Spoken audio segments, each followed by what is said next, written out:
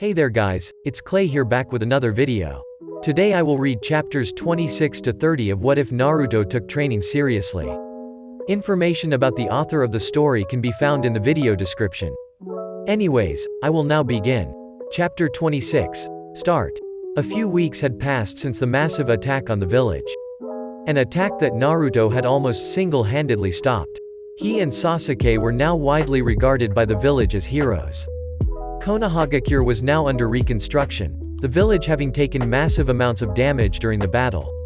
Had it not been for the last Namikaze's intervention, it would have likely been leveled. The village had lost over 2,000 shinobi. The losses composed of 580 Junin, 150 Anbu Black Ops members, and 1,314 Chunin.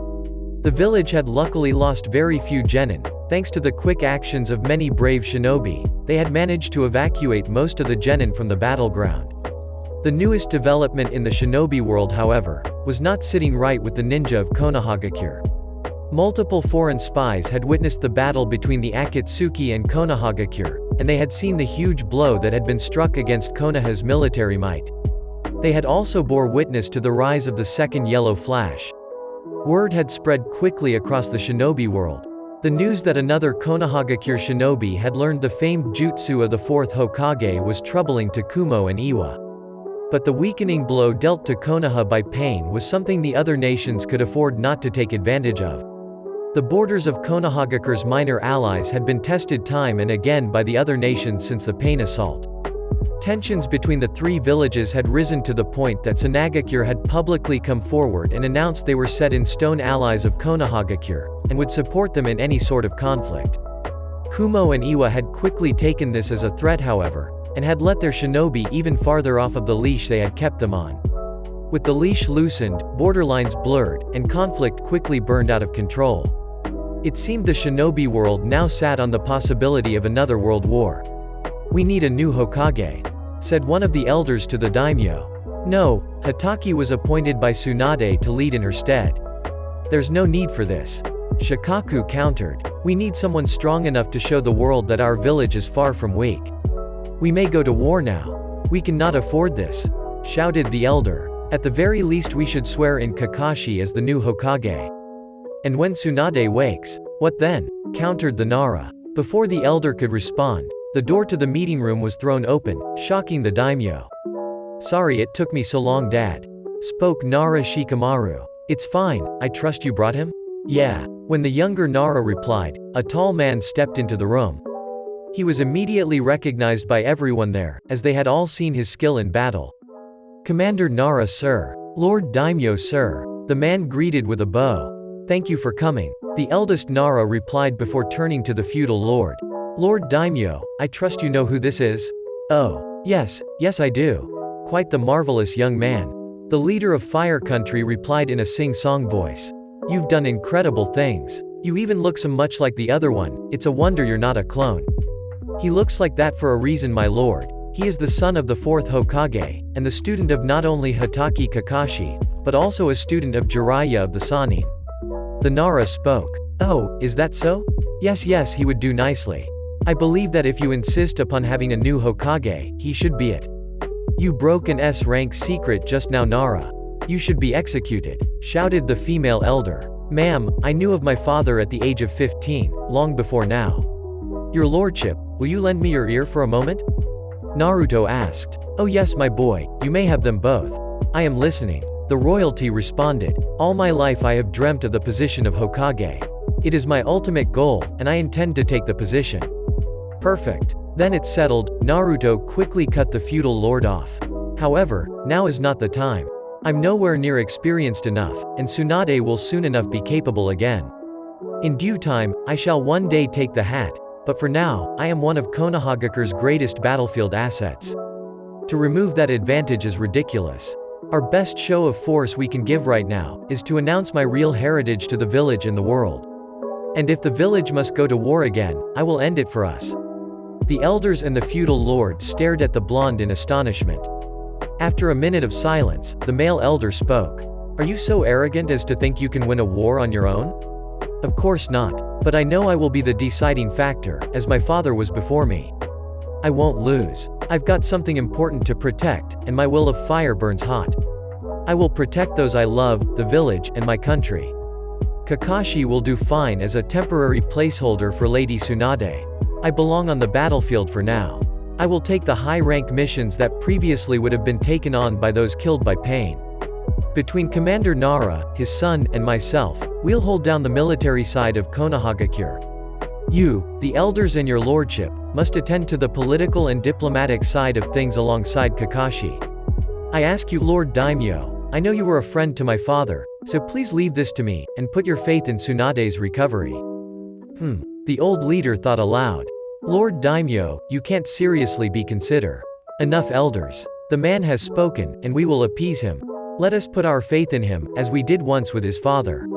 Yes, my lord. The two elders replied. Thank you, Lord Ichigawa.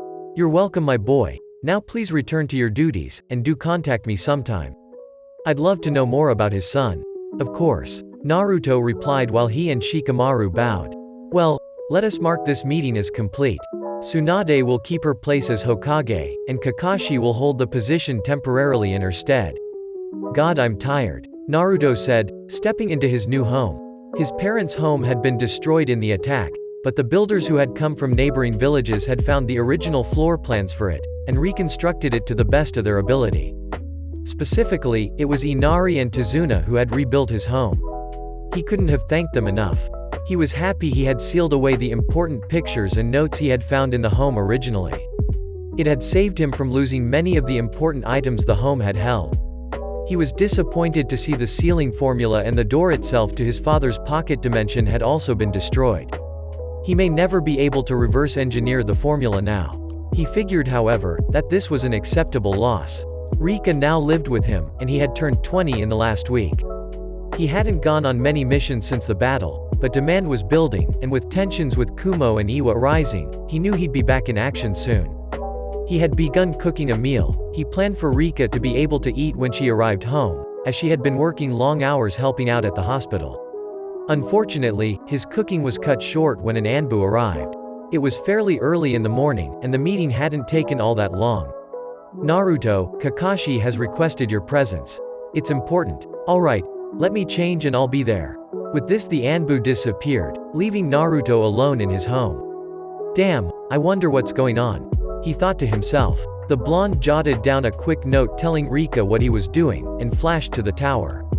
Ready, Naruto? Asked the acting Hokage. No time like the present, replied the blonde man. That's the spirit. The masked man replied with an eye smile. Now let's go. With that, the two walked up the steps, and atop the tower. Below them, was the gathered mass of Konohagakure and their shinobi, along with many merchants and travelers.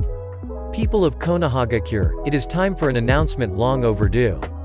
20 years ago, Konohagakure was attacked by the nine-tailed fox. Our very own fourth Hokage gave his life to save the village. Now, 20 years later, Konohagakure has yet again been attacked by an unimaginable foe. This time, we were saved by a different blonde-haired man. This is Uzumaki Naruto, he said as Naruto stepped forward. The man responsible for defeating Pain and the Akatsuki. I'm sure you all know him. Now, today I am releasing a S-rank secret hidden from all of Konohagakure. This is none other than Namikaze Minato's own son. I present to you, Namikaze Naruto. Naruto smiled lightly down at the massive crowd. He was happy, because he knew that the villagers and shinobi had accepted him a while ago, and on their own. He knew that his heritage wouldn't be the deciding reason behind the village accepting him, it would be because of his own actions. The large crowd stood in shocked silence for a few seconds, before some people began to laugh, whistle, and cheer. It spread through the crowd like fire, and soon, Naruto smiled brightly at his large family. He couldn't help but hear the words of the third Hokage in his mind. Long ago when he was young, he had said something that would stick with the blonde throughout his life. Flashback: the elderly Hokage sat with a small blonde boy, both silently eating ramen late at night. Outside the ramen shop the rain poured, and light thunder could be heard in the distance. Hey old man. Why do you take care of me like this? Why do you watch over the village like you do? Why? Because to me, you are family Naruto. Tuchi is my family. Ayame, and every single person in the village is my family. As Hokage, I will watch over and protect them. Naruto stared back at the old cage in awe. End flashback. As he smiled, he felt a set of arms wrap around him. His grin grew, having sensed his blue-haired lover long ago. "Hey there, Rika." Kakashi then broke through the cheering with his loudest voice. "Everyone, thank you for coming, that will be all today." 2 weeks had passed, and Naruto could now be found in his home. Himself and Rika lay on the couch, as Naruto had just an hour before met with the Hokage. "The daimyo requested you?" she asked. "Yeah. Some big group of mercenaries made up of missing nin is terrorizing one of the larger villages on the edge of Fire Country. Thing is, the daimyo's nephew and his wife live there. But making matters worse is that they've kidnapped the wife, and are trying to ransom her off. They know that the daimyo would bring down Konoha's top shinobi for this though? There's no way they can think that they can hold off people like you, Kakashi, or Guy, right? That's what Kakashi, the daimyo, and myself think. It must be some sort of trap or lure. But the question is, for what or who?" With a sigh, he continued, "This might be a pretty long mission. Why do you have to go alone? We can't afford to move a force of shinobi to the border. It could make Iwa think we're preparing for war." "Naruto, this sounds dangerous," she said, propping herself up off his chest. "Everything we do is dangerous, darling," he replied, grinning back down at her. "I defeated pain, so I'm confident in my abilities, but I know I can't afford to get overconfident. But you are the one that keeps me grounded. I know that no matter what, I have to come back to you, and that's a promise. I don't go back on my word. Naruto, if a man hasn't discovered something that he will die for, he isn't fit to live," he continued, moving his face closer to hers. "I have something to return to, so I can't lose. I love you, Rika, and I'll be damned if anyone will stop me from coming back to you every time." His nose was now lightly touching hers, and he could feel her breath on his lips. "Are you stupid?" she asked with a smile. "I love you too." And with that she pressed her lips against his. The two quickly found themselves in a passionate embrace, and Naruto was quickly glad that he no longer lived in an apartment, as they could be rather loud. A week later, the Junin found himself in Amatsu village. It was a rather large settlement in the Land of Fire. It was one of the few to come anywhere close to Konohagakure in size. The seemingly only downside to the location was its proximity to the border. It was the first settlement that one would come across after crossing through Kusagakure. It was along the actual road that had contained the Kanabi Bridge in Kusa. A bridge his father had participated in destroying in the Third World War. "So you are Namikaze Naruto? That's me. Thank you for coming. Uncle has had many great things to say about your father, and he holds you in high regard already. So, how long ago was your wife taken? And do you have any idea how large this group is? 2 weeks ago, they took my dear wife. I don't know what I'll do without her. I contacted Uncle because when they sent me the ransom, it was extremely high. I myself couldn't afford it. Uncle then replied telling me he would send you. My samurai guard that was killed when they took her, his last words was that a team of 4 shinobi were responsible. He barely got a good look." "I see. How do you know it's a group?" "A few fishermen had reported seeing a camp a couple of miles out by the river." Something feels off," thought the blonde. "Alright, I'm going to go try to investigate.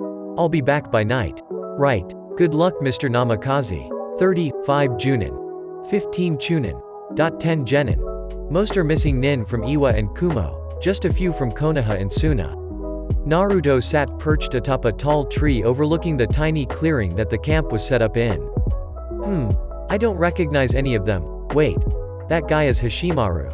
One of the guys that attacked me alongside Han when I was on my trip with Sensei. Strange. Maybe he was in tons of trouble for trying to capture me and almost causing a war? Still, that doesn't sound right either.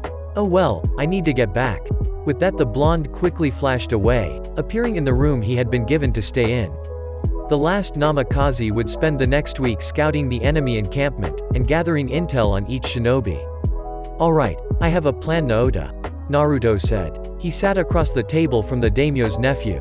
"You do? I did some scouting. The daimyo gave you the money for the ransom even though I was coming, correct?" "Yes sir, he did. Arrange for a trade-off.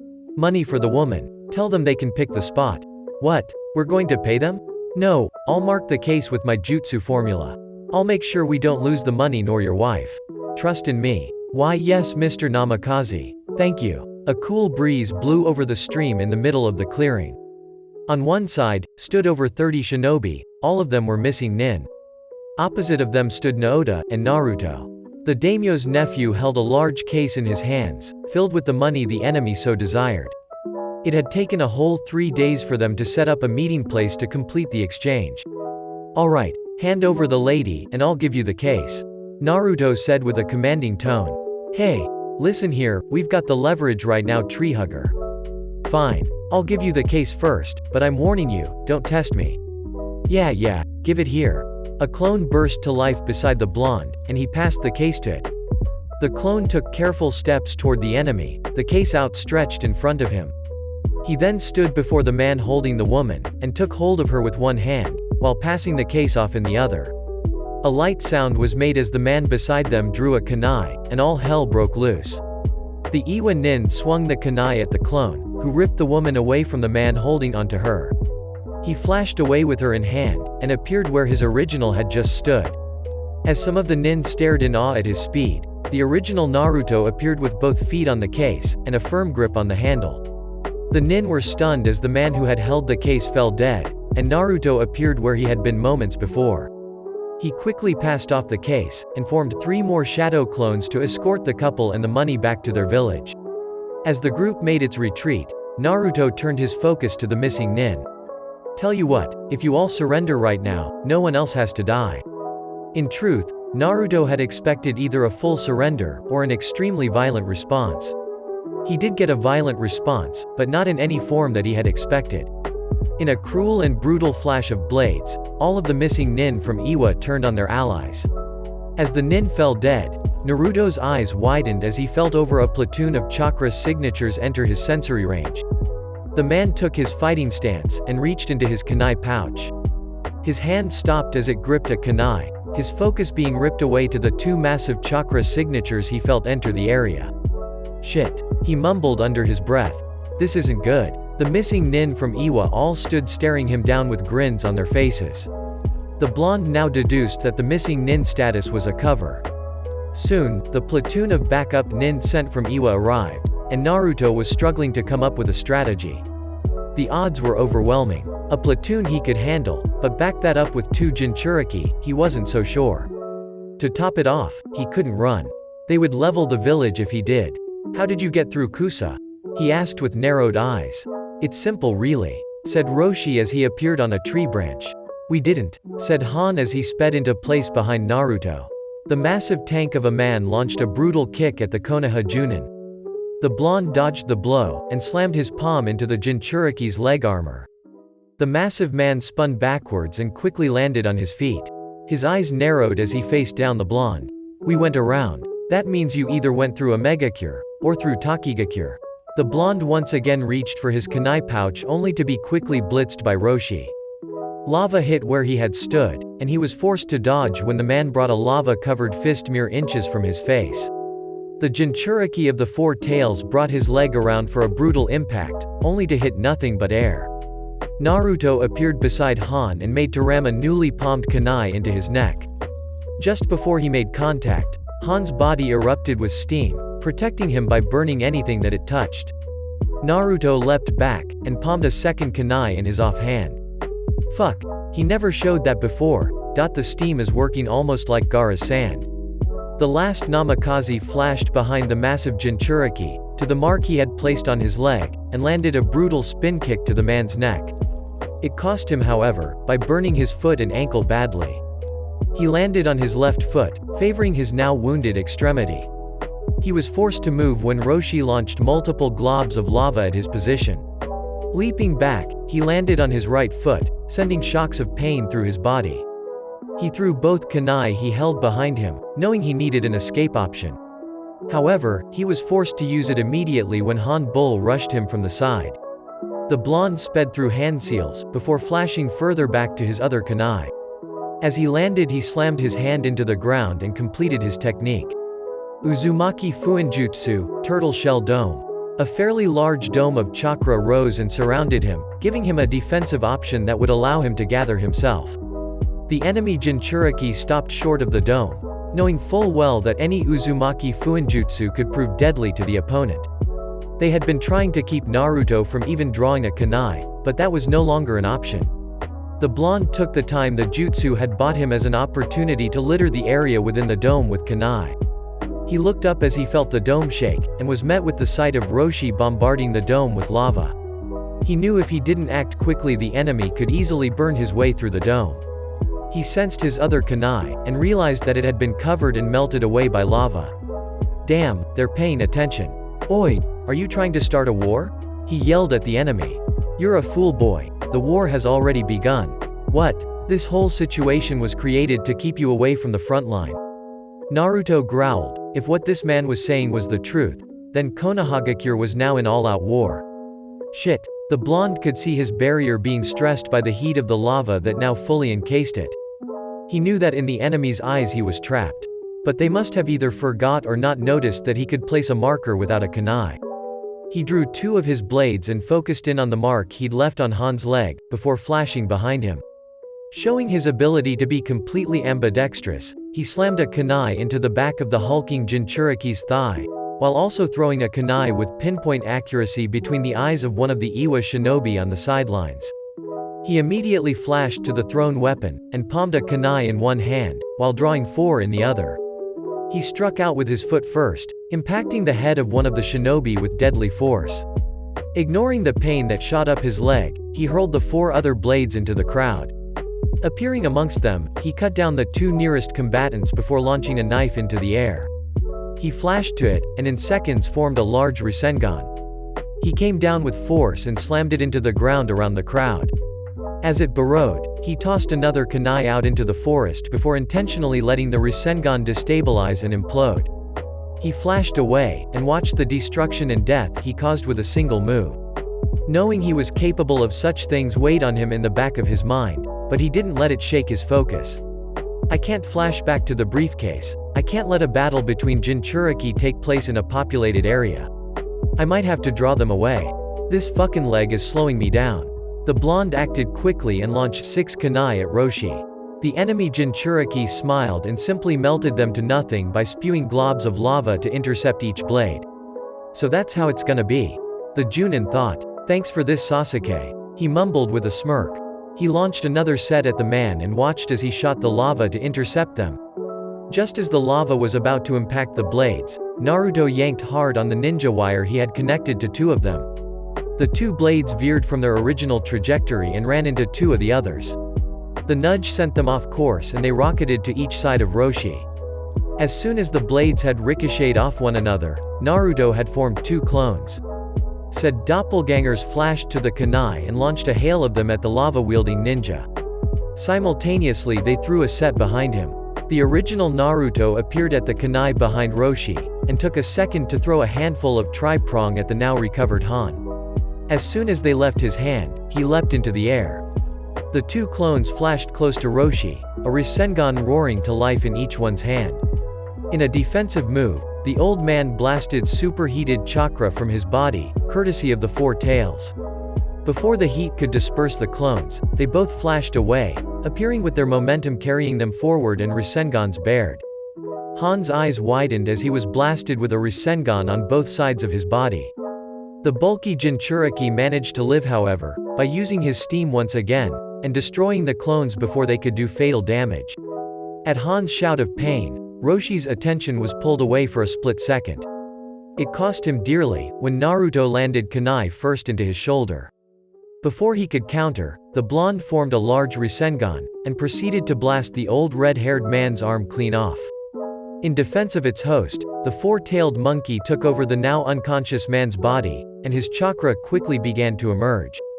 At this, Naruto leapt back off of Roshi, and was impacted in the side by the heavy boot of the severely wounded Han. As Naruto rolled to a stop from the blow, he saw the bulky man land next to the newly made amputee. Han spawned a large amount of scalding hot steam around his hand, and then grabbed hold of Roshi's stump. The beast man screamed in pain as its bleeding limb was cauterized. He caught a glimpse of Han slamming the most crudely and badly made suppression seal Naruto had ever seen into the back of Roshi's head. The massive Jinchuriki leveled a glare at the second yellow flash, and picked up Roshi, before quietly retreating. "Alright Noda. Please retreat to your uncle's city and stay there. Have this village evacuated as well. We can't afford to leave it open for attack. It's going to take a while before I can get shinobi deployed out here. It will be done. Please take care, Mr. Namikaze. Thank you for saving my wife. Gladly, Naoda, and please just call me Naruto. I've got to get going, but I'm going to leave some shadow clones to overwatch your village's evacuation. Thank you, Naruto. I seriously cannot thank you enough. At this, Naruto smiled and sprinted away, leaping into the trees and making his way toward Konohagakure. I've got to find out what the situation is and see what our next course of action will be. He thought to himself seriously. His brain was in overdrive, wondering what kind of situations could be happening at the village, and he wanted to be at his home to help them prepare for war. What do you mean Konohamaru is missing? Settle down, the Hokage yelled, watching as the man before her let his anger get the best of him. Tsunade, we're at war and the brat is missing? On the front no less? He yelled back, his Sharingan blazing to life. Need I remind you that there isn't a war on yet? No official declarations have been made, and I've called for a cage summit.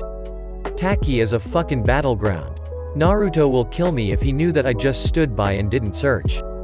Both people stopped speaking as they heard the door handle turn and click before it swung open. Search for what? Naruto asked as he stepped into the office. Lady Tsunade, it's good to see you back at it. Thank you, Naruto, and Team 12 has gone missing. Team 12, that number still left a bad taste in his mouth. After all, the members of the team from his graduating class had been wiped out right in front of him. Who are the new members? I was kind of busy during the last graduation. Sarutobi Konohamaru, Hyuga Hanabi, and Inazuka Sakumo, led by Ebisu. Kono, is missing? The blonde asked, as if testing the waters.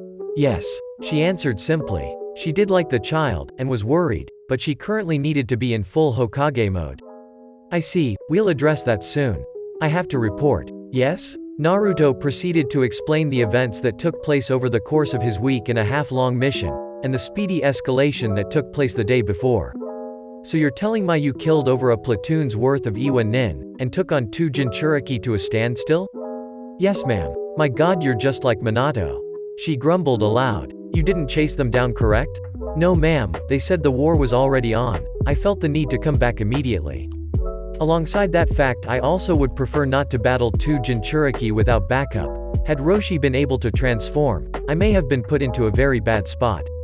Honestly, I got lucky. At least he's humble, thought Sasuke. Understandable. Well, they must have said the war was on to try to throw you off.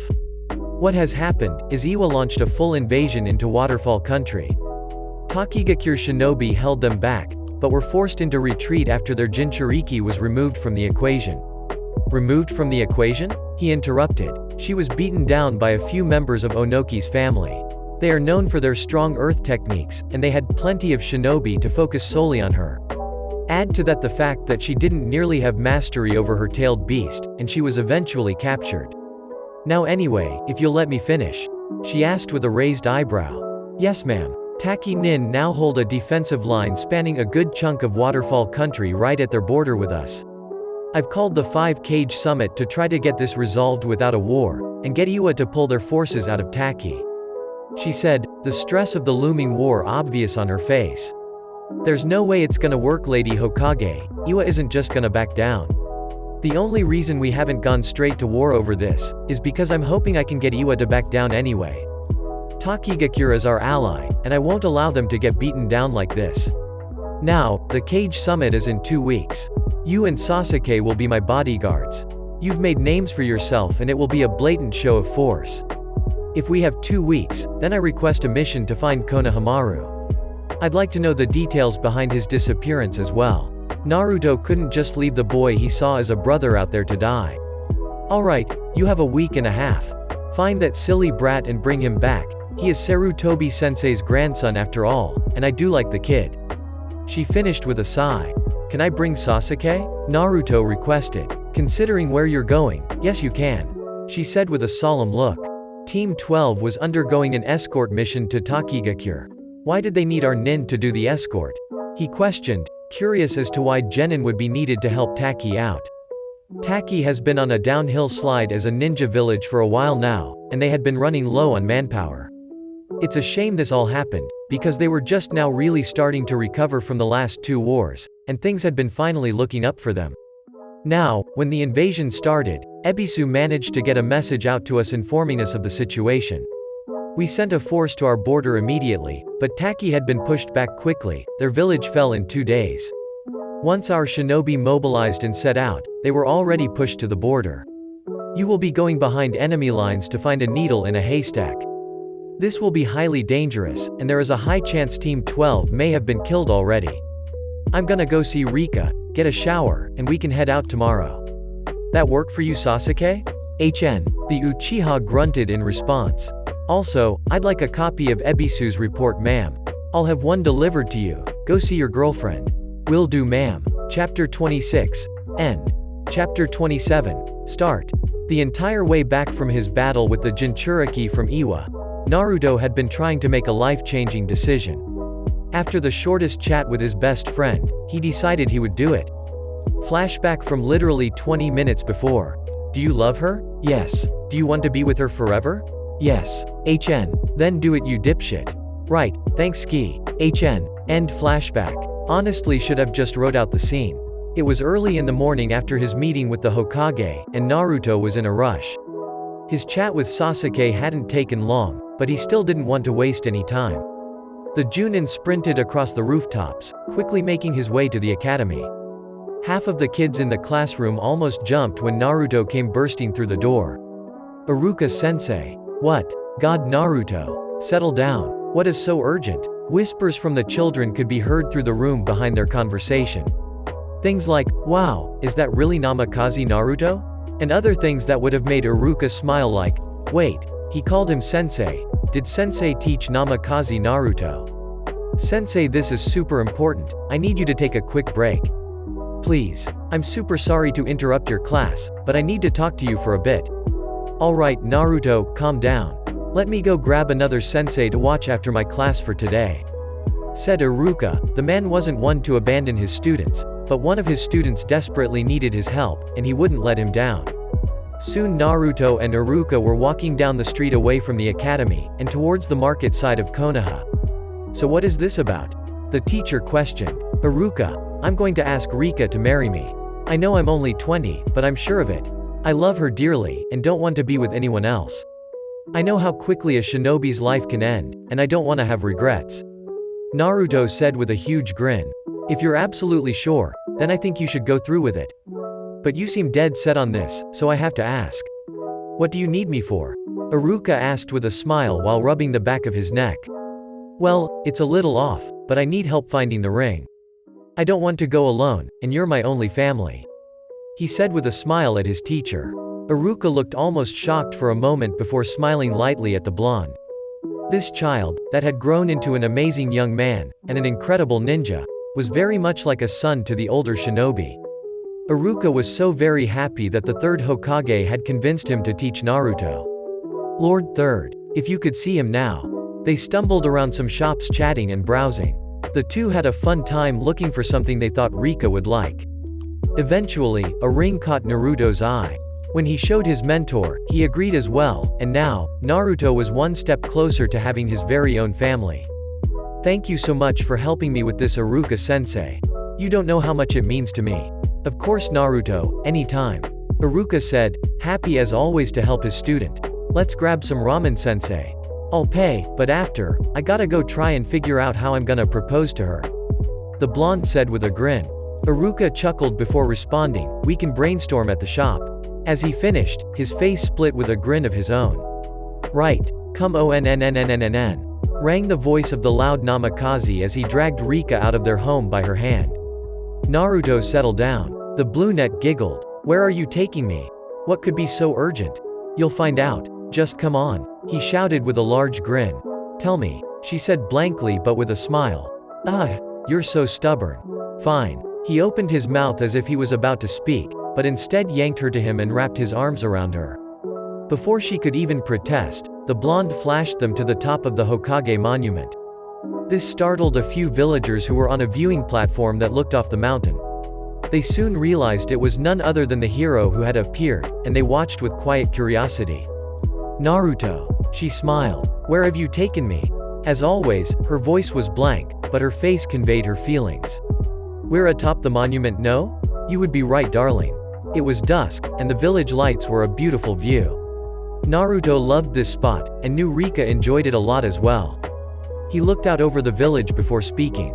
"You see Rika, this village is my home. I'll protect it until my dying breath. Every single person in this village is my family, and I will treat them that way." He smiled and turned to face her. "But out of everyone in this village, you are the one I truly love. I don't ever want that to change, and I want our love to be permanent, and I want it to be forever." Finally, the last Namikaze dropped to one knee, and drew the ring he had purchased. "Rika, will you do me the honor of being my wife? Will you be the beginning of my family, and be my forever?" Naruto. Her breath hitched, and her voice went high-pitched. She could hear villagers' surprise in the background. She didn't care. Her focus was on this man in front of her. He was offering to spend the rest of his life with her. He wanted to build the family he'd never had, starting with her. He wanted her. This man who was the same boy who had saved her all those years ago. "Naruto, are you stupid?" she asked quietly. "Yes. Of course I'll be your wife." "Really? Rika, I love you. I thought it might be too early but you said yes," he yelled, jumping up from his knee, and picking her up. The blonde laughed happily as he spun the woman around in the air. "Of course I said yes, stupid. I love you." The villagers watched with smiles and cheers, and soon started clapping. He was so happy, and she was just the same. The two held their embrace, before Naruto abruptly flashed them back to their home. "Naruto, you sense anything?" the black-haired Junin inquired. "No, not yet. No enemies and no friendlies," the blonde said, removing his finger from the ground and standing. The two men had been slipping past Iwa patrols for about 2 days now, and were still trying to come upon the place that Ebisu had described in his message.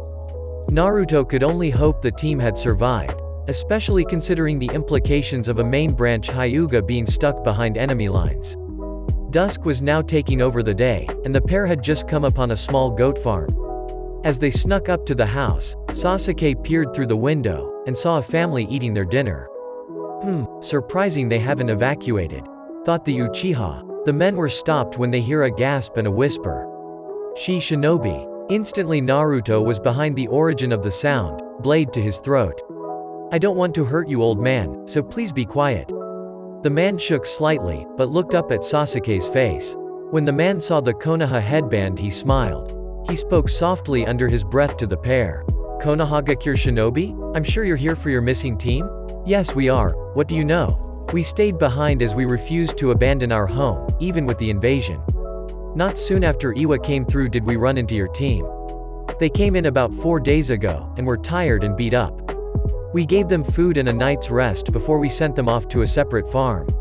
We figured if we can get them through enough homes and to the border, they can escape." With this, Naruto let go of the man and apologized. "Mister, can you take us to where you sent them next?" "No, I cannot leave my family, but let me fetch you a map. I'll show you where." "Thank you, sir. You're saving the life of someone dear to me." "It's my pleasure, son. Never turn away someone in need. That's how my papa raised me." After a few minutes and a small argument the man had with what Naruto and Sasuke assumed was the man's daughter and her husband, the elderly man came back outside. "Now, see here, about 10 miles east there's a small farmhouse. They are kind people, but they may have evacuated. Hopefully there's something to put you on their trail there. Thank you again, mister. I promise that Iwa won't stay in your country for too long. If they won't negotiate, then we'll kick them out ourselves. Thank you, son. Please have safe travels, both of you." With that the pair left the man and his family. Naruto couldn't help but think about how wars like this ripped apart families made up of wonderful people like that old man. It was no wonder Jiraiya longed for peace. Naruto and his companion sifted through the wreckage of the small farmhouse. It had been burned to the ground, and they were searching for any sign of where Team 12 may have gone. The sun had set in the last hour, and the Junin would be on high alert searching in the dark. They got lucky with a bright moon and a cloudless sky.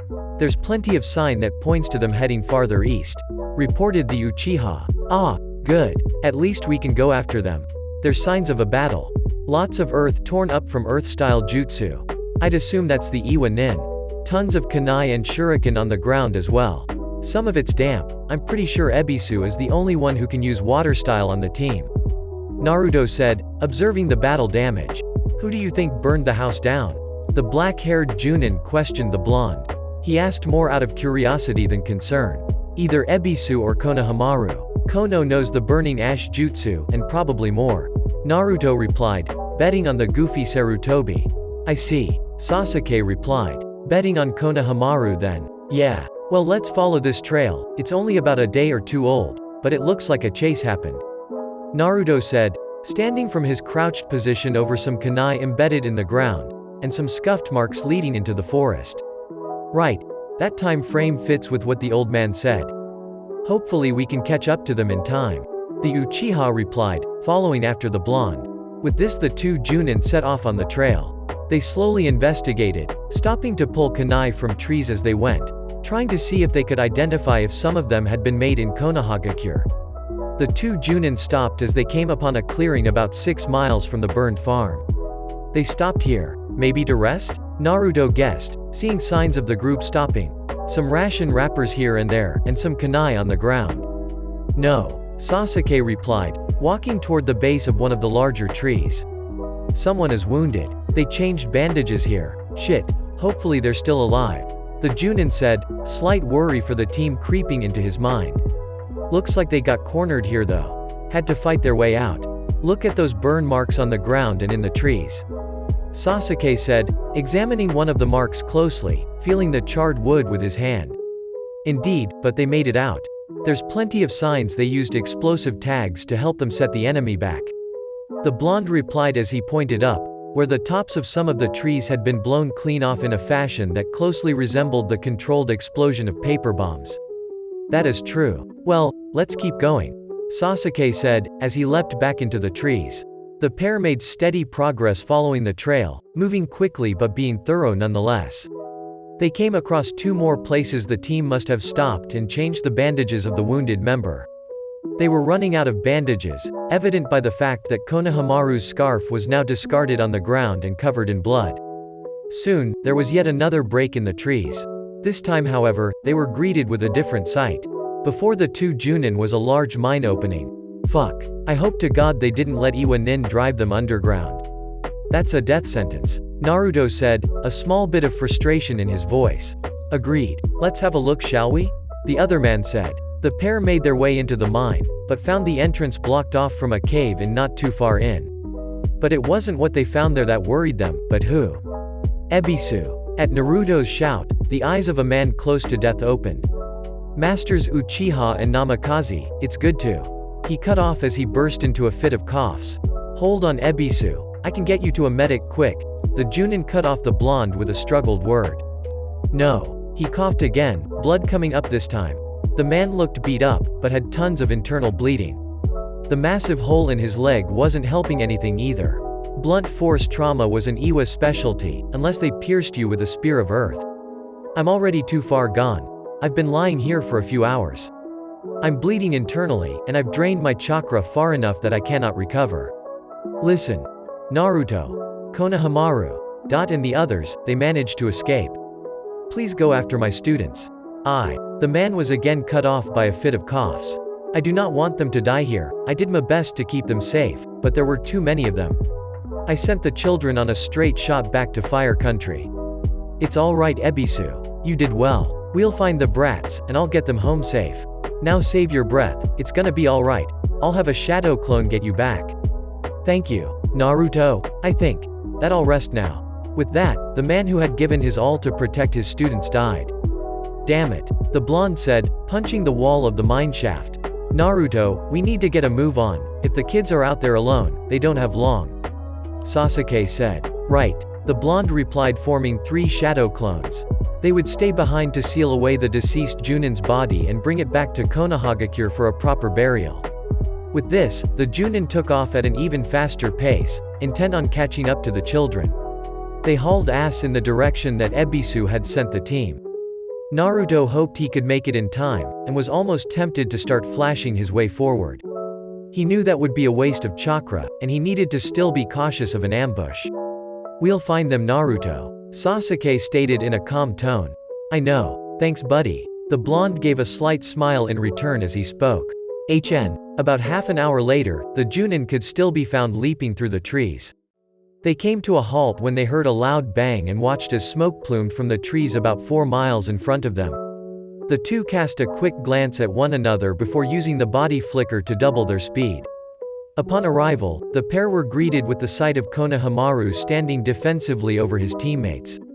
10 Iwa nin could be seen standing before the boy, one of them walking towards him menacingly.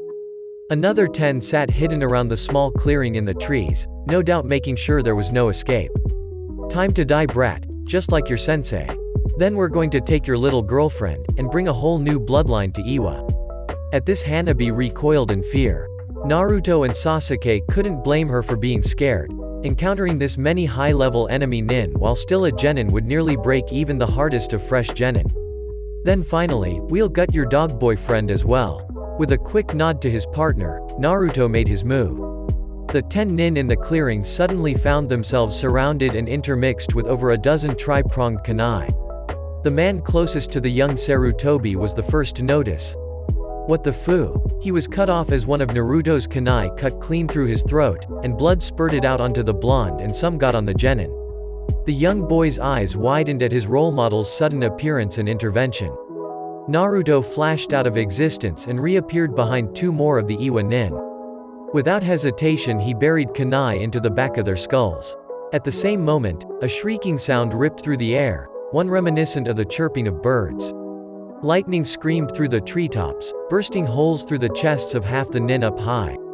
Naruto wasted no time, and quickly dispatched the rest of the Iwa shinobi before they even knew what hit them. In conjunction with Naruto's quick kills, Sasuke took advantage of the expert body flicker he now possessed. Naruto and Kakashi firmly believed that Sasuke was now as skilled, if not more skilled with the body flicker than even Uchiha Shisui himself. Between the speed of Naruto and Sasuke's attacks, the two of them dispatched 20 Iwa ninja in under 30 seconds. Naruto quickly crouched and placed his finger to the ground. Once he knew the area was clear, he stood and turned to the shell-shocked genin. "You guys alright? Big brother Naruto, is that really you?" Konohamaru asked with tears in his eyes. "Yeah, it's me buddy." The blonde replied with a reassuring grin. "Naruto!" he yelled as the floodgates opened. The boy leapt forward and latched onto the blonde. The young Sarutobi cried into the blonde's shirt as Naruto rubbed his back. At this moment, Sasuke dropped down from the treetops and started to console the other children. The Junin knew they needed to get the kids out of there as soon as possible, but they also knew that the children were in dire need of rest. "Alright kiddos, let's get you some rest then we'll get you home," the blonde Junin said with a reassuring smile to the children. He and Sasuke quickly tracked down a spot to let the kids rest while they took watch. It had taken them a few hours, as they needed to calm their panic, but Team 12 finally managed to doze off. After a while, Sasuke approached Naruto. The Uchiha may be a loner, but he still got bored. "So, when's the wedding?" the man questioned. "As soon as we get back from the summit. She wants it sooner rather than later," Naruto replied. He couldn't help but smile at his soon-to-be wife. "Is she sure about that? There's a chance that any of us could die if war breaks out," the raven-haired shinobi asked. "That's why she wants it now, live while you still can." Sasuke. "Do you want any regrets when you die, or would you rather die knowing you lived a happy life?" Naruto replied looking Sasuke in the eye. "I suppose you make a good point," the Uchiha said, ending with a grunt. Of course I do, I'm not stupid," the blonde replied with a cocky smirk. "Our childhood says otherwise," the Uchiha quipped with almost a snort. "Oh go fuck yourself," Naruto retorted. "But seriously, didn't you want to rebuild your clan?" the blonde asked, seriousness taking over the conversation. "Yes. But this romance stuff is difficult. I'm a little too antisocial," the man admitted. "Well, what about Sakura?" Naruto offered. He knew the two had run quite a few missions together, and were quite close. I've considered it. She's strong now, much stronger than I ever thought she might be. And she's our friend, she's close to us and that builds a connection already. But, I don't know, I still have no idea," the Uchiha replied thoughtfully. "Just take her on a date, and test the waters. She's an adult just like us, I'm sure she'll understand if you two don't work out," urged the legendary 20-year-old. "Well," Sasuke started, only to be interrupted. "Just fucking do it already. Quit being a scaredy cat," Naruto demanded. "Fuck you Naruto," Sasuke said with a snort. You know I'm right, Ski. Now shut up, we've a whole damn company coming our way. Definitely Iwa Nin, their chakra feels like dirt. The blonde said, shifting into full shinobi mode. How fast? The Uchiha asked quickly. Pretty quick, they must have a sensor. They seem to know where we are. Naruto said, finger on the branch. Damn, what's the plan? He inquired, leaving the tactical decision to the blonde. Have the kids run and hold them here. Naruto said confidently. What if they get attacked on the way? The Uchiha asked, his brow furrowed in confusion. I'm gonna give Kono one of my kunai. He replied with a smirk. Alright, that works. I'll be back. Naruto quipped. Don't take too long. Sasuke replied with a grunt. Naruto leapt out of the trees and down to the ground. Quietly but swiftly he made his way to where the kids slept. He gently shook Konohamaru awake while holding his mouth closed and shushing him. After waking the other genin, he addressed them. Listen up, we've got a ton of Iwa Nin closing in fast. Me and Sasuke are going to stall them, but we can't go all out with you guys here. You need to run back to Fire Country. Friendly lines are only about 5 miles out. Stick together, help each other, and don't stop. Got it? He said, addressing the children with a highly serious tone. You're not coming with us? The small boy asked, fear creeping onto his face. I'll be right behind you, but I have to handle these guys first. Don't worry, I won't let any of my teammates die, that includes you guys now. He said with a grin. He stopped and reached into his kunai pouch. He withdrew a tri-pronged kunai that was slightly larger than usual. This is a special one of my kunai. I tweaked my formula a lot, so I can flash to it from much further away, okay? Take this with you, and if something goes wrong, flare your chakra. I'll sense it. But when you flare your chakra, you also have to push as much into this seal on the bottom as possible. He said, showing the boy an engraved seal in the ring of the kunai. He had created it so anyone on his team could use it as a beacon to get help from him. It had an effective range of 6 miles, which was well outside his sensing range, and his normal teleportation range. It's special, so don't lose it, buddy. Be safe, and call me if you need me. I'll be there in a flash. Naruto finished with a wide and bright grin, reassuring all the kids that they would be safe. He then pulled Konohamaru's hand out, and opened his palm. He then gently placed the kunai in the boy's hand. Now get going. You got it, boss. Don't lose, alright. Konohamaru said quietly but with enthusiasm. Naruto's words had, as always, reassured the boy.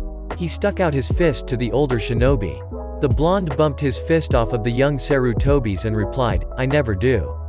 Naruto, they're closing in. Came the shout of the combat-ready Uchiha. Got it. Get going, brats. Naruto said sternly. With that, the brown-haired boy pushed the Inuzuka forward, who then started running.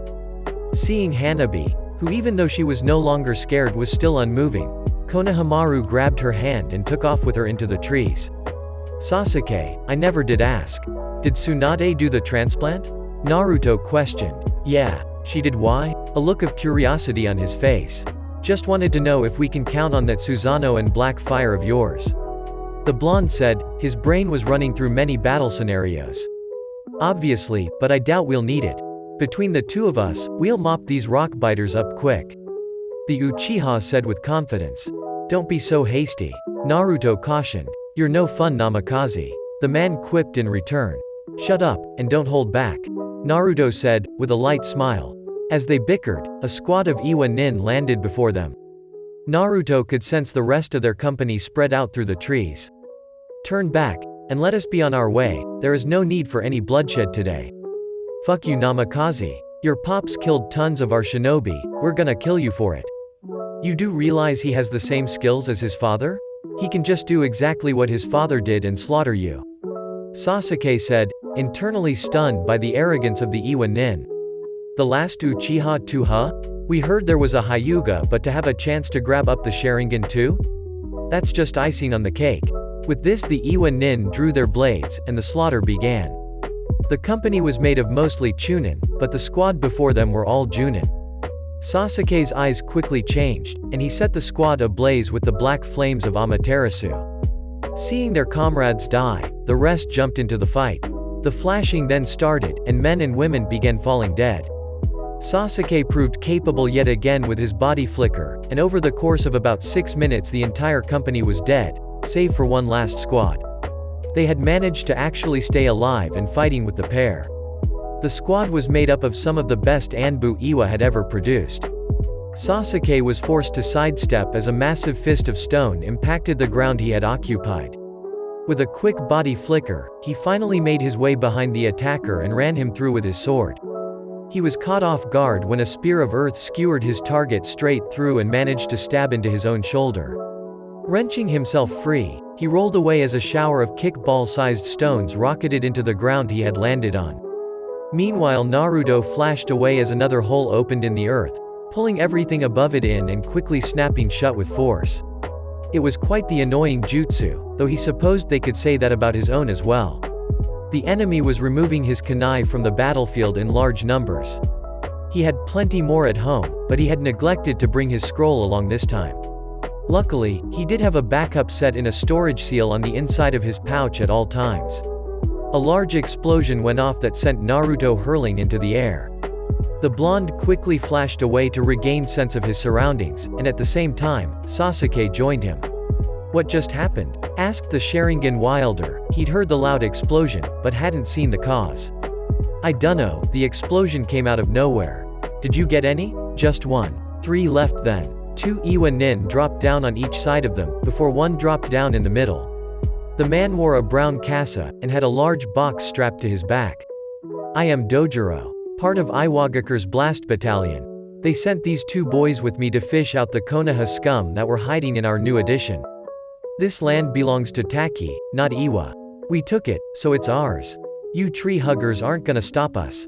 I'm tired of this Naruto," spoke the Uchiha. His Susanoo roared to life around him. The now armored form struck fear into one of the Iwa nin. "Wah, what the hell?" Before the man could turn and run, the last Uchiha skewered him with an arrow. "Shit!" yelled the man now identified as Dojuro. He flew through hand seals, and silently set off a jutsu. The lid of the box on his back popped off, and a massive worm-like column of white clay shot from it, and as it sailed over the pair of Konoha nin, a large length dropped off. Meanwhile, the remainder of the column retracted back to its owner. Sasuke quickly recognized just what this white substance was. He glanced over at his friend as the Iwa man moved his hands into the snake seal.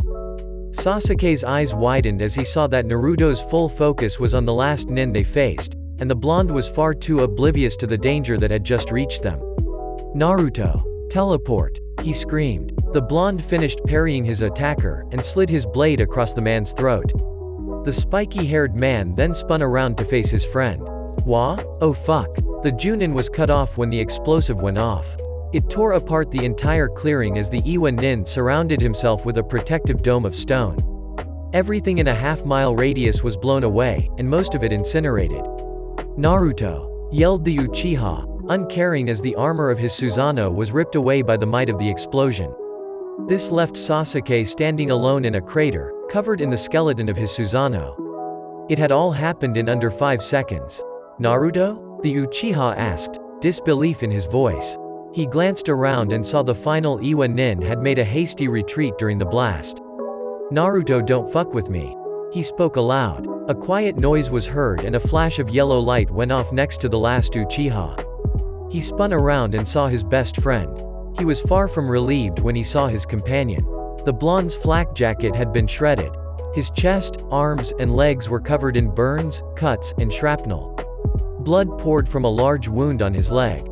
"Shit man. Hey, I guess I got careless. Can't do much with speed if I don't know what's going on around me. I thought Jiraiya beat situational awareness into me. Ow. Naruto, it's gonna be alright, hang on," said Sasuke as he grabbed the blonde and began to lift him up. "How'd you survive?" "I flashed away, but I did it too late to avoid catching some of the blast." The blonde spoke through gritted teeth. Suddenly the blonde's eyes widened, and Sasuke felt him tense. "What is it?" "Konohamaru is in trouble. Hang on." With that, the two felt the sensation that came with teleportation via the flying Raijin. They appeared behind the genin, and quickly took in the situation. Naruto saw a large Iwa nin standing over the Sarutobi boy, a sword poking at his chest. The man was obviously going to skewer the genin. "Don't touch him," yelled Naruto before Sasuke even had a chance to react. The blonde pushed himself out of Sasuke's grip and at the same moment flung a kunai at the Iwa shinobi.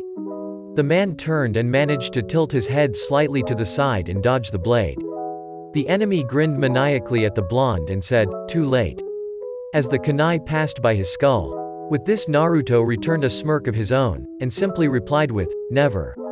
The blonde, for the moment having forgotten his injuries, flashed behind the man and buried a Rasengan into the man's chest cavity. Blood squirted out, and covered some of Naruto's arm. "Big brother Naruto. You came." With a smile, the blonde looked down at the boy, but felt his strength fading. His body was using a large mix of his own chakra and the 9 tails to heal his wounds. "I told you, Kono, I'll be there in a flash." With those words, Naruto collapsed from physical exhaustion. The rapid healing rate put a great deal of strain on his physical strength, along with tiring him out quickly. Sasuke caught the blonde just barely before he hit the ground. "Is he gonna be okay?" the Sarutobi boy asked in worry.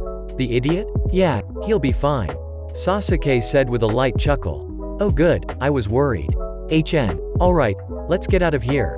"Right," came the response of the genin. "Congratulations on the successful rescue of Team 12.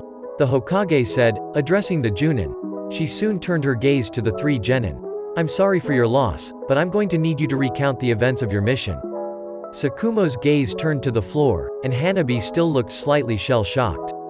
Konohamaru, however, grimaced once, before looking up and staring the Hokage in the eyes. "Okay, I'll tell it. Takigakure, the day of the Iwagakure Blitz. Team, let's go." "Sensei, what's going on? Taki is being invaded. Come children, we need to get back to Konohagakure and inform them of what is going on." "But sensei."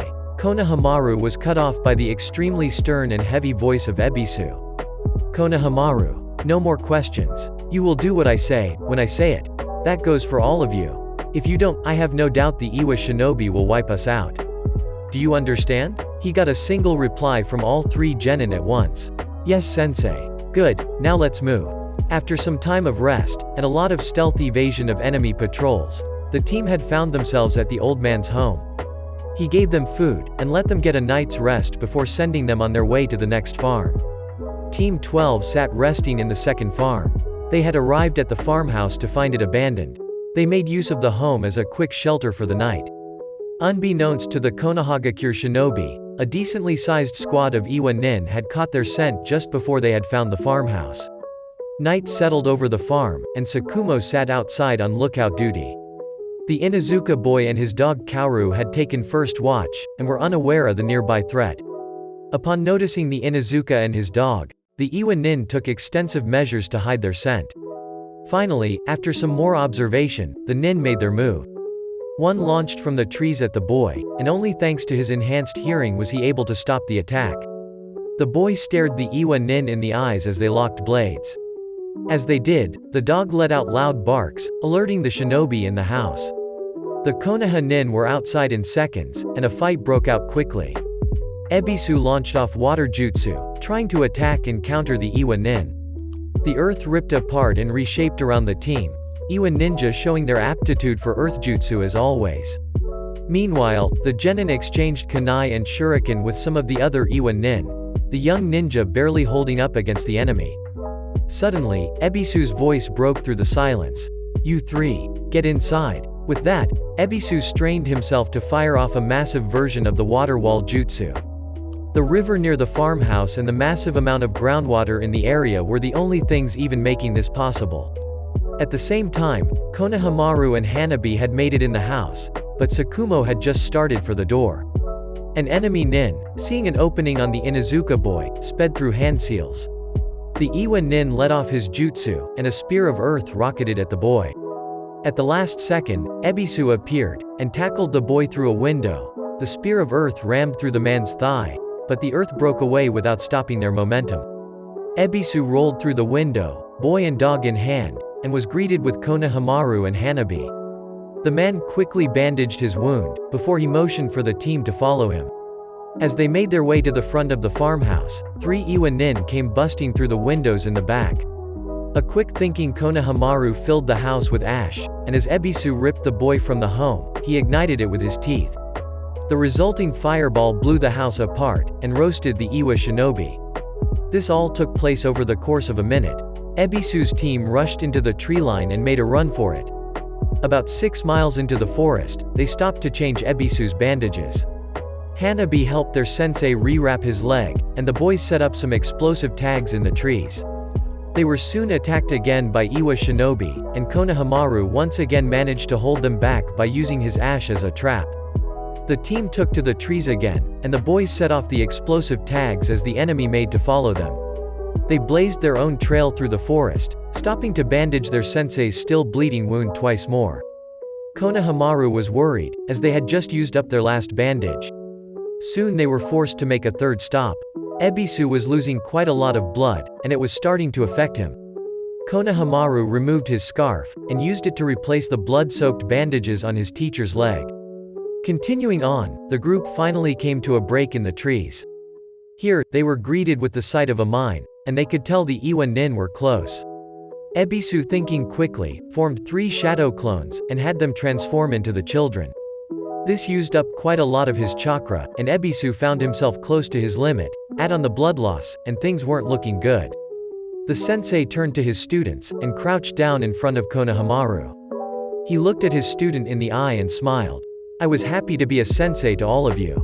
Look," he said, pointing off in the direction of the Taki-Konoha border. "Head that way, and don't stop, alright? Stay together, and don't give up. I'll lead them away, and buy you time. I'll be right behind you after I deal with them." "Sensei." Ebisu interrupted the boy before he could finish. "Konohamaru, that's an order. Be strong and look after your teammates." "Why yes, sensei." "Good, now go." With that, the children ran off into the woods, and Ebisu sent the shadow clones down into the mine as soon as the Iwa nin broke the tree line. With the shadow clones as bait, and Ebisu himself there to stall, he could only hope the genin would make it back to the border. As the children ran off, they heard Ebisu shout at the enemy, "I won't let you harm them." The children ran through the woods for a while, and eventually a large group of nin must have gotten past Ebisu, or avoided him completely, because they caught up. This is where Naruto and Sasuke found them, and the story of Team 12 ended. "And that's when Naruto showed up and saved us," Konohamaru said as he finished recounting his story. "I see. Thank you for explaining," the Hokage responded. "Now, Naruto, you said you were injured? Looks like you healed up fine?" "Ah yes, Sasuke and I stopped off at the border. The spot you set up a support effort to help Takigakure fight Iwa is impressive. Tsunade had sent a guard group, and a group of medical nin to the border to help treat Takigakure's wounded. Sakura healed me up. She's an impressive medic nin now. They're doing good work down there. I'm glad to hear that. Well now, Team 12 will have to be put on the back burner until we can find you a new sensei." She was cut off when the door opened and in walked an angry Hyuga clan head. "It's obvious my daughter was not assigned a strong enough sensei to protect her. What do you?" Suddenly the man was cut off by Naruto. "I ask you not to disrespect the sacrifice Ebisu made to keep these children safe. Hang out for a minute, Lord Hyuga, I think you'll want to hear this," he said to the clan head before turning back to the Hokage. "Ma'am, I hereby officially request that Team 12 be rebranded as the new Team 7. I will be their sensei." Chapter 27. End. Chapter 28. Start. "Ma'am, I hereby officially request that Team 12 be rebranded as the new Team 7. I will be their sensei," Naruto said, the confidence evident in his stature. The Hokage's jaw dropped. "You want to make them your genin team? I'm sure I can keep them all safe, and I see potential in these brats," the blonde said with a confident smirk. Meanwhile, the children, the clan head, and even Sasuke stared at him in shock. It had also blown away the Hokage as well. The last thing she had expected from Naruto was that he offered to take a genin team. Furthermore, with the possibility of war looming on the horizon, they should have a sensei that can keep them safe even on the battlefield if need be. "This would be sufficient in my expectations for the new sensei Lady Hokage," spoke the clan leader. "Naruto does have a way with kids. Maybe I should take a team as well," Sasuke said, surprising the whole room. "I'll have to consider it." The Hokage quickly got over her shock at the Uchiha's words, and turned her gaze to the blonde. "Very well. Team 12 will be rebranded as Team 7, and will have Junin Namikaze Naruto as their sensei." "Awesome," yelled Konohamaru. "Settle Kono," Naruto said in a commanding tone. Now, for the record, if war does break out, unless we have a severe shortage of manpower like we did in the Third War, Genin will not participate in any missions involving the war. Yes ma'am, understood. The blonde spoke. That means you'll be away from your team quite a lot, Naruto, and if this goes down, you're going to play an important role. The Hokage said, clarifying how this would be for the blonde Junin. Yes ma'am, will there be anything else today? He asked. As much as the man didn't mind his shinobi duties, he still wanted to get home to his fiancée. No, that's all, you may all be dismissed. Hiyashi, please stay, I'd like a word with you. She finished, motioning for the clan head to take a seat. With that, Naruto, Sasuke, and the new Team 7 left the cage's office. The Junin turned to look at each other, and Naruto broke the silence. See ya around, you know, he said with a smile before holding out his fist to his friend. HN, replied the mostly stoic Uchiha, bumping his fist off Naruto's before walking away. Naruto watched his friend leave, before he turned to his new team. Alright guys, meet me at Training Ground 7 tomorrow, alright? Yes sensei, the three replied. At this, the Namikaze smirked at them, before disappearing in a flash of yellow. Rika stood in the kitchen humming to herself. She was cooking a meal, and she had heard Naruto had returned from his mission. She had come back from her own mission the day before, a quick document delivery to Sunagakure. She liked Suna a lot, but would always rather be home in Konohagakure. She was starting to feel lonely without Naruto, but as always he continued to find new ways to surprise her. Only this time his surprise was flashing into existence right in front of her, and shocking her so much that she dropped the stew pot she held. Her jaw dropped at the sight of her lover, and she stood for a moment with a shocked expression before finally smiling. You're back, she said, in her standard monotone. Looks that way, doesn't it? The blonde said with an amused grin. He then motioned to the ground and quipped at his fiancée. You made a mess. Only because you decided to scare me. You can clean it up. She retorted with a smirk. Do I have to? The blonde whined, before pulling off his flak jacket. He always kept multiple sets of clothing and a few replacement flak jackets in a storage scroll on his missions. No, have a shadow clone do it, you dolt. She said blankly, but with an amused smile while walking over to the kitchen table. Ah, Rika, how could you? You wound me so, he said with a fake frown. Oh hush, how was your mission? She said dismissively, before asking about his adventure. I brought Kono back, but it didn't really go that well. Sadly Ebisu was killed, and I may or may not have gotten hurt a little. Add on to that Sasuke and I had to kill a lot of Iwa Nin. Naruto said while trying to skim over the fact he had been injured. You were wounded? She asked with concern, instantly singling out that fact. I kind of got exploded, he said while scratching at his cheek. Rika stared at him, worry showing heavily on her face. He moved with his ridiculous natural speed, and grabbed her by the waist. He leaned her down, as if they had just finished a long dance, and planted his lips on her own. Finally, the blonde pulled away and spoke. I'm fine, Rika, really. It wasn't that bad. I just caught the tail end of the blast. Sakura fixed me up to tip-top shape at the border. You need to be more careful, she said blankly, but she couldn't hide the bright blush that burned her cheeks from the sudden kiss. I know, it was entirely my fault. I was too focused on what was in front of me, and I got arrogant. I underestimated the enemy. That's something Jiraiya-sensei taught me to never do. The blonde said looking down. Naruto, you're an extremely powerful shinobi, just like your father and your sensei. But you and I both know that even the slightest mistake will get even the best shinobi killed, she said, reaching up and cupping his cheek. I love you, and you made a promise to return to me. And you're not exactly the type to break a promise, right? Yes ma'am, that's correct. The man replied with a loving smile. Good, she said before stepping away into the closet. She came back out seconds later and shoved a mop into his hands. Now clean up that mess, she said blankly. After having found out his team had not completed the water walking exercise, he had quickly instructed them to do just that. The team of children got to work, and he explained to them that he wanted it done by the time he got back from the cage summit. The blonde, however, did secretly ask Kakashi to watch over them while he was gone, and step in to help them if necessary. With that, the blonde and his raven-haired friend departed Konoha with the 5th Hokage.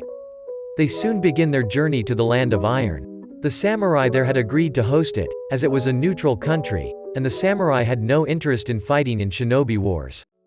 However, they didn't wish to see another shinobi war break out, hence the summit. Naruto and Sasuke were well aware of what could happen at this summit. Best case scenario, negotiations would go well and Iwa would pull out of Taki, and the shinobi world could avoid another war. Worst case scenario, a full-scale battle between the cage could break out at the summit. Luckily enough, Naruto and Sasuke were strong enough to compete at that level. Naruto knew Tsunade was feeling the pressure. She knew the things she said at this meeting could mean the difference between war and peace. Naruto and Sasuke were well aware of the fact that they hadn't helped the case for peace. They were both responsible for the deaths of over 3 dozen Iwa shinobi. However, Iwa had killed a Konohagakure Junin, and hunted a genin team. Add to it they forced Naruto and Sasuke to fight them, and were given plenty of opportunity to not engage in combat. Eventually, Naruto put these thoughts far from his mind. It was time to focus on the task at hand. He knew his duty: protect the Hokage at all costs.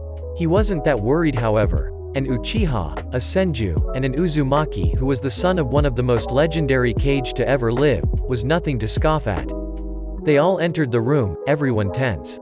With the world so on edge, the leaders all sat in difficult positions. They were greeted finally by the leader of the Land of Iron. Thank you all for coming. I am happy to host this summit as a neutral party. I ask that no hostile actions happen here. Anything you can't settle here you can handle in your own lands. Mifune said as he greeted the 5 kage. Now, if you will all please have a seat. The kage all got themselves situated, and the room went quiet. Old Onoki stared down the blonde with anger and contempt in his eyes, and the Raikage looked at him with caution. The red-headed Mizukage sat quietly, watching the tension form in the room. Gaara looked calm and collected as always, clearly waiting for someone else to start. Naruto watched as his own kage leaned forward and rested her elbows on the table, while folding her hands together and resting her chin in them.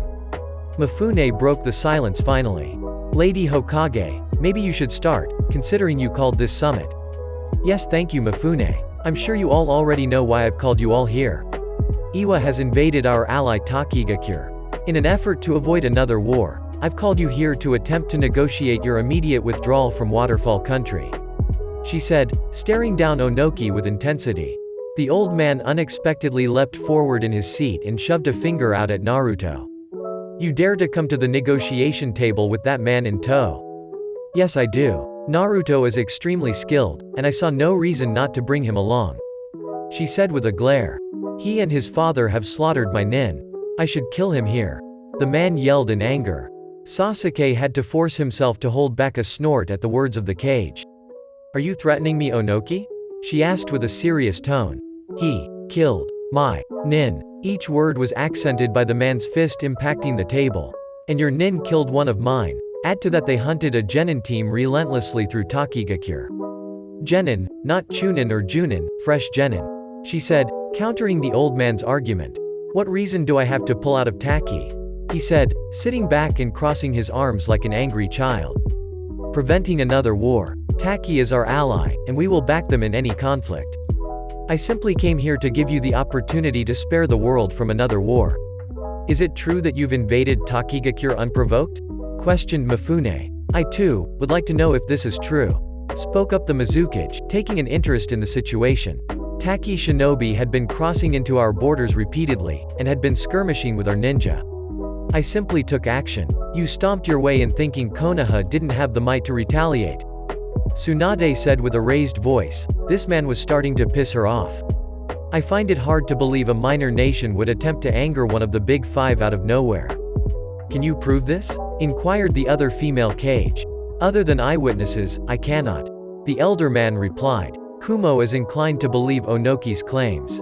I have nin who witnessed this themselves. The Raikage chimed in. You, said Tsunade, turning to the large man. You're not free of guilt either. Don't think I don't know about your nin snooping around the border of the Land of Hot Water. The Raikage almost recoiled at this accusation, but managed to hide his surprise. I assure you I have no idea what you are talking about. Mifune's eyes narrowed slightly as he looked at the Raikage. The Land of Hot Water has always been a neutral country. Not once have they participated in a war. I most certainly have not had. I will send a samurai messenger, and ask the leader of the Land of Hot Water herself. said Mifune, interrupting the large man. Finally, the cage chose his time to chime in. I'm not one for accusations, but since we're at it, our ally, the land of bears, has informed me of multiple trespassings by Iwagakure. Boy, are you even of an age where you can know what you speak of? Called out Onoki. I assure you Gaara might be one of the most capable kage I have seen in my life. Tsunade interjected. Thank you, Lady Hokage. Gaara replied with a smile and a nod. Mifune interrupted, and put the summit back on track. This is not what this summit was called for. We are here to discuss the matter of Takigakure, first and foremost. Lord Tsuchikage, what would you require to pull your forces out of Takigakure peacefully? HMPH. Lives for lives maybe? And monetary compensation for the deaths of my shinobi. Tsunade narrowed her eyes at the old man. Lives for lives? Sacrifice your shinobi, so I can bring peace to their families, and pay for the expenses the families may encounter now. The man finally made a demand, no matter how outlandish it may be. Who are you implying I sacrifice? The Namikaze. At this, a clink echoed in the background as Sasuke gripped his sword. Naruto just stood calmly, leaning against the wall. And the Uchiha. That got the blonde's attention, and in response he drew a kunai and began twirling it around his finger by the ring.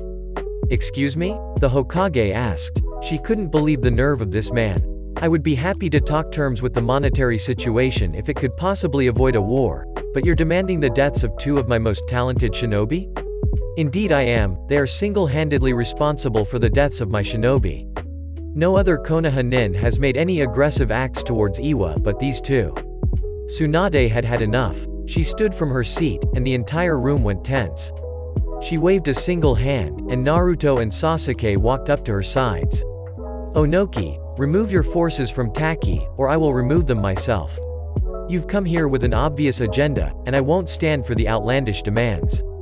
Do you want a war, Tsunade? No, but if I must fight one to keep my allies safe, then I will. Now I'm sure. Mifune was cut off. I'm sorry Lord Mifune, I don't mean to disrespect you like this, but I will be leaving now. We're done here. I thank you for your hospitality.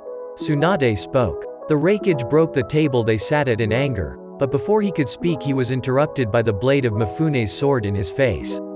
There will be no shinobi battle in my country. I came here to try to give the world a chance to rest from war a bit longer. Honestly, I should have declared war the minute you invaded Takigakure. She said staring down the Tsuchikage. I apologize for wasting your time Lord Mifune. Lord Kage, would you like to come along? She asked, turning her head to Gaara and his siblings. With a nod, the Kage stood, and walked over to the Hokage. Naruto set his hand on Tsunade's shoulder, and Sasuke did the same on the other side. Gaara stood next to Naruto, and the blonde put his hand on the Kage's shoulder as well. The redhead then did the same to his brother, who mimicked the action with his sister. It's quite alright, I'm sorry it had to end this way Tsunade. The leader of Iron Country said. So am I, she said sadly. Let's go Naruto. Now, with a simple flex of his chakra to show off to the enemy, the blonde flashed all 6 shinobi out of the room. Onoki's teeth ground together at the sight of the plight of his existence. Lord Raikage, I do hope you will join me in this war? Gladly Lord Tsuchikage. Keep your war away from my village, said the Mizukage, before she stood and quickly left the building. Thanks for coming Gaara, sorry it was a waste of time. Naruto said, shaking the hand of the redhead. I couldn't just ignore a Kage summit. He replied with a smile. It wasn't a waste of time either, yourself and Sasuke taught me a lot, and I'm always happy to visit the both of you. I guess it's not that bad running into you sometimes. Comment the Sharingan Wilder. Good to see you too Uchiha. Gaara replied. He'd figured out the hidden meaning to most of Sasuke's comments during their last interaction. We must be on our way now. It seems we must prepare our villages for war. The young Kage said solemnly. It was good to see you, Lady Hokage. You as well, Lord Kage. The blonde woman replied. With this the 6 separated, and they began making their way home. The villages would soon be at war, and they had to be prepared. Tsunade almost laughed, thinking about how much the 2 Naras in the command structure would go on about the war being a drag. Tsunade, I want in on the first force headed to Takigakure. Naruto said calmly. You have a genin team now, you're Respo. I know, and I will take care of the children, But for now I want to save as many lives as possible in the opening days of the war. Naruto said stubbornly after interrupting her. Fine. Be that way. She huffed. Tsunade, will you be coming to the wedding? He asked, looking away and scratching his cheek. The woman smacked the Junin in the back of the head and laughed loudly. Of course. I wouldn't miss it in a million years. Thank you, he replied with a smile. He then turned to his best friend and grinned. You're not gonna chicken out, are you, best man? I know Sakura and you are coming as a pair. The blonde said teasingly. After the death of Ryuko, Sakura and Rika had become very close. Due to Rika's time being commonly spent with Naruto, she saw a lot of Sakura, so they hung out along even when he had left. This resulted in Sakura being the maid of honor. Sasuke glared at his friend for the teasing, but replied nonetheless. Of course I won't, idiot. Good. The blonde was beaming, and very excited. Rika would soon be his bride, and it filled him with happiness. Hey, Iruka-sensei? Naruto asked almost nervously. What's up, Naruto? Is something wrong? The teacher asked. He and the blonde sat at their favorite ramen shop, and they had been talking for over an hour. The teleporting shinobi had sought out his former instructor as soon as he'd gotten back from his mission to the Cage Summit. Rika was off on a mission of her own, and hadn't been there when he'd arrived home. Will you, well. The Namikaze managed to spit out. Damn it. Why can't I ask him something so simple? I doubt he'd turn me down. Right. The blonde thought to himself. Naruto, whatever it is, it's fine to tell me. Finally Naruto sighed aloud and turned to face one of the people who had shaped who he was today. Iruka-sensei, will you attend the ceremony as my father? To say the Chunin was shocked would be an understatement. You want me to take that spot? He asked in disbelief. Yes. I'm sure I want it to be you, and I think my dad would approve as well. There's no one else in the world I would want to take his spot in the wedding but you. The blonde replied with a light smile. Naruto, of course I will. You can count on me. Thank you, Iruka. I'm not gonna write the wedding. I've been to plenty, and as important and symbolic as they are, they're feckin' boring. Naruto was found in the kitchen, cooking himself and his new wife breakfast. He had a wide smile, but on the inside something had him feeling down. With the Fourth Shinobi World War about to kick off, the blonde and his brunette bride would have to postpone their honeymoon until the war was won. This saddened the two as well, due to the fact that no one knew how long this war might be. He smiled at the thought of his wedding. It wasn't too large of a ceremony, but all of his friends had attended, as did his new genin. The daimyo and his nephew had also come, the blonde now being quite close friends with the feudal lord. The blonde finished cooking, and made his way toward the bedroom to wake his wife. Along the way, he stopped and glanced over at a photo. He smiled at the grinning faces of his mother and father. His hand reached out, and lifted the photo from its resting place.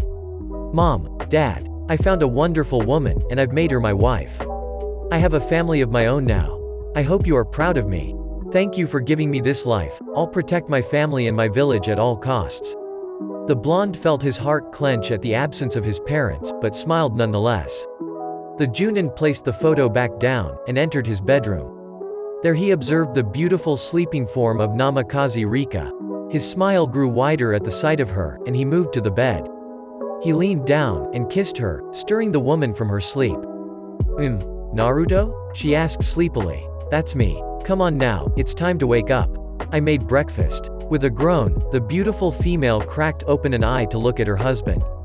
Okay, I'll be out in a minute, she said while stretching her arms and yawning.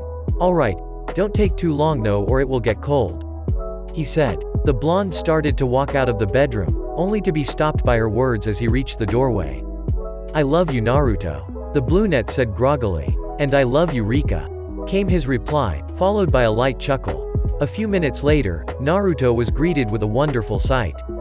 Rika stepped through the doorway to the kitchen, clad in only her underwear, and one of Naruto's standard Konoha uniform shirts. It was one of his many black shirts. He kept a few blue ones, like that of which his father wore, but most were black. The girl stepped through the doorway rubbing her eyes, and attempting to wake herself up. She sat down at the table with a yawn, and smiled at her lover. Thank you for the food, she said. The blonde just stood by the counter for a minute, drinking a cup of coffee and watching the wonderful woman he had married. Finally, he too sat down and began eating. So I'm going to test my genin skills in full today, would you like to come along? She smiled at him, but shook her head in the negative. I'd like to, but I desperately need to finish painting the room upstairs.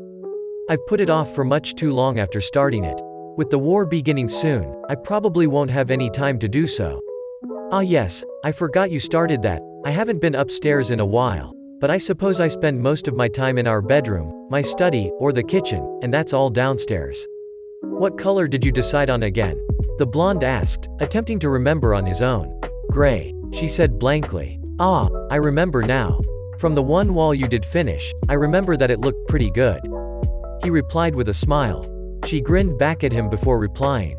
I like how it turned out, I'm actually quite excited to finish it. Well, if I'm back soon enough, I'd love to help dear. The blonde offered. I would enjoy that, she said, her eyes shining but her voice flat. Perfect. The couple finished their breakfast, and soon, Naruto was at the door with Rika standing with him. He leaned down and kissed her as he pulled on his Junin vest, and smiled at her as he zipped it up. She smiled back at him and said, don't hurt them too badly now. I'll be gentle, you have nothing to worry about you know. He replied with a thumbs up. Good. Now go, they're waiting. She said, pushing him out the door. I love you. I love you too. With that he leaned forward and kissed her once more, before disappearing in a flash of yellow. All you have to do is take these bells from me, he said with a soft smile. That's all? The Inuzuka boy asked, dumbfounded. Yup. I want to see if you're worth it as a team. Naruto snickered inwardly, he knew it wasn't nearly as easy as they thought. This would be the first time the blonde man would have a mock battle with them, as he had only friended the group before. Alright, let's do this, Konohamaru yelled, punching his fist into his palm. Hanabi nodded her head in agreement. Yeah, let's get this done, she said confidently. Seems she's broken out of the shell shock she had. Good. Naruto thought to himself smiling. Alright, let's begin. Come at me with the intent to kill, or you won't stand a chance. The test starts now. As soon as the Junin finished his sentence, the genin scattered. He smiled to himself, at least they knew not to do something dumb like stand in the middle of the clearing and yell at him or something. He walked to the tree in the center of the clearing, and leaned against it, crossing his arms. Unbeknownst to the genin observing him, he'd placed his finger against the tree. Being a censor, and a skilled one at that, Naruto knew exactly where each genin was. He smiled, and pulled out a book. Unlike his own team sensei, Naruto's book was not smut. It was however, one of Jiraiya's books. He held in his hands the full production print of Jiraiya's final book. A book the sage had finished writing only a day before his death. The tale of the prodigal son. Does he really take us so lightly? Thought the genin unanimously. But, he did wipe out a ton of enemy shinobi. Sensei is strong. Hanabi quickly used her Byakugan to find her teammates. She made her way to Sakumo first and dragged him off to find Konohamaru. Once they had regrouped, they decided they would need to test the waters. All of the genin performed the clone jutsu, sending the clones formed by the Academy Jutsu to attack Naruto. Naruto smiled at the clones, having known from the chakra levels exactly what they were. The genin were thrown off guard when Naruto didn't even flinch as all the clones leapt at him, kunai bared. They all dispersed at contact with his body, and the genin were shocked at his unflinching demeanor.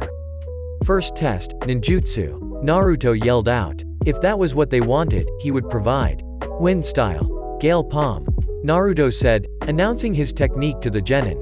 He pumped just enough chakra into it to rip some of the smaller branches out of the trees in which the genin hid. Shit. The young Sarutobi exclaimed as he and his friends were blasted out of their perch in the trees. The boy fell to the ground, and had all the air knocked out of him when the Hyuga girl landed on his chest. The Inuzuka landed safely, but was filled with pain as his pup landed on his most precious place. Kaoru, watch where you're landing, came the pained voice of the feral child. Sakumo, Konohamaru, get up. Hanabi whisper, yelled at them. Right. They had found enough time to plan a strategy, and took up positions around the clearing. Of course the brash Sarutobi lead the charge. Bursting from the trees he threw a barrage of kunai at the blonde, who simply deflected them with his own. Konohamaru smirked when one kunai dug into the tree behind the Namikaze, causing Naruto to look at him with curiosity. Of course the Junin had noticed the explosive tag attached to the kunai, but ignored it, intending to see what their plan was. Suddenly, the blast rocked the clearing, and for a moment Konohamaru was worried he had killed his sensei, as the blonde had disappeared. He flickered behind the genin, intent on still giving him a chance. Usually I'd say, second test, genjutsu. Unfortunately I'm useless at that, so I'm gonna let you go this time. He grinned at the boy as he turned around, and launched him away with a kick, sending him careening into the Hyuga who had just left the tree line. Kono! She yelled, but was cut off as the larger boy hit her. It wasn't hard, but definitely enough to send them both tumbling. No battle plan survives contact with the enemy. Naruto stated coolly, his voice ringing out over the clearing. We haven't got all day, but go back in the trees and I will wait. I want to see what you guys can come up with. He wanted to see what they were capable of doing with their minds. He knew that a shinobi could have all the power in the world, but without the proper ability to strategize in the moment, it would be useless. If the team made no progress today, he would have to start from the very basics, instead of where Ebisu may have left off. After about 20 minutes, the blonde noticed their location shifting. So it's time, he thought. Alright, let's see what you've got. Naruto was flabbergasted when the ground before him burst away, and the Inuzuka's dog burst from the ground, spinning at a rapid rate. I guess I spaced the dog. A 4-man team then. He easily sidestepped the attack, his natural speed completely outclassing the puppies. He turned to catch the dog, but was forced to dodge again, as Sakumo barreled toward him. They'd managed to get him to ignore them for a split second, whether it was intentional or not. He reached out, and stopped the boy mid-spin by the leg, which blew the boy's mind. He swung the boy around, intent on hitting Konohamaru who he had noticed made it in close. As the boy impacted his friend, the female of their team came decently close to actually laying a finger on the blonde. She made for a palm strike to his calf, but was sent to the ground when he swept her leg out from under her. By then, their plan actually managed to come into play. Konohamaru managed to let out a cloud of ash as Sakumo grabbed him and jump away. At the same time, the small pup managed to yank away Hanabi. As soon as their teammate was clear, Kono clicked his teeth, and set off the blast cloud. Hanabi, due to her eyes, barely caught a glimpse of the kunai that rocketed out of the cloud as it was set off. Therefore, she managed to warn her team. They caught sight of the blade stabbing into the wood of a tree, and were surprised at the flash of yellow that Naruto appeared in. They knew he was fast, but seeing it was still impressive. He smiled at them, but was surprised himself when the entire treeline of the clearing lit up with explosive tags. They had the dog plant them? Naruto thought in surprise. Sakumo had a smile on his face as Naruto saw the boy's hand come apart after having set off the tags. The blast went off, and Naruto teleported back to the center. Wah! Came the surprised voice of Sakumo as Naruto appeared beside him. Mediocre. Third test. Taijutsu. He said, leaping away from them. No teleports, nothing funny. Just come at me and show me what you got. At this the feral boy leapt into action, his companion meeting him in the air as they barreled forward with their clan's jutsu.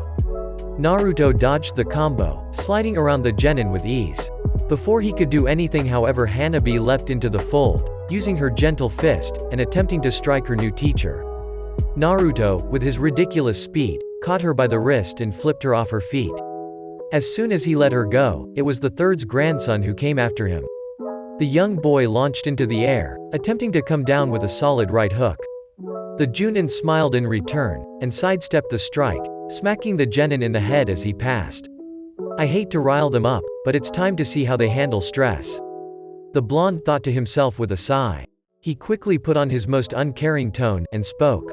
You guys are terrible shinobi. You should have never made genin. He said, spewing a blatant lie. Seeing he hadn't struck a chord, he said something that hurt to say, but he had to see how well these kids could handle their emotions. I would have thought Ebisu would do better as a teacher, seems he didn't teach you squat. What? How dare you? Ebisu-sensei was an amazing teacher. He gave his life for us. How dare you insult him, big brother Naruto? I thought you were better than this. Konohamaru yelled, leaping to his feet. Sakumo and Hanabi soon joined him, yelling their own collection of obscenities and insults at the blonde. He looked at them blankly, letting them yell. He had expected better from them, but he understood.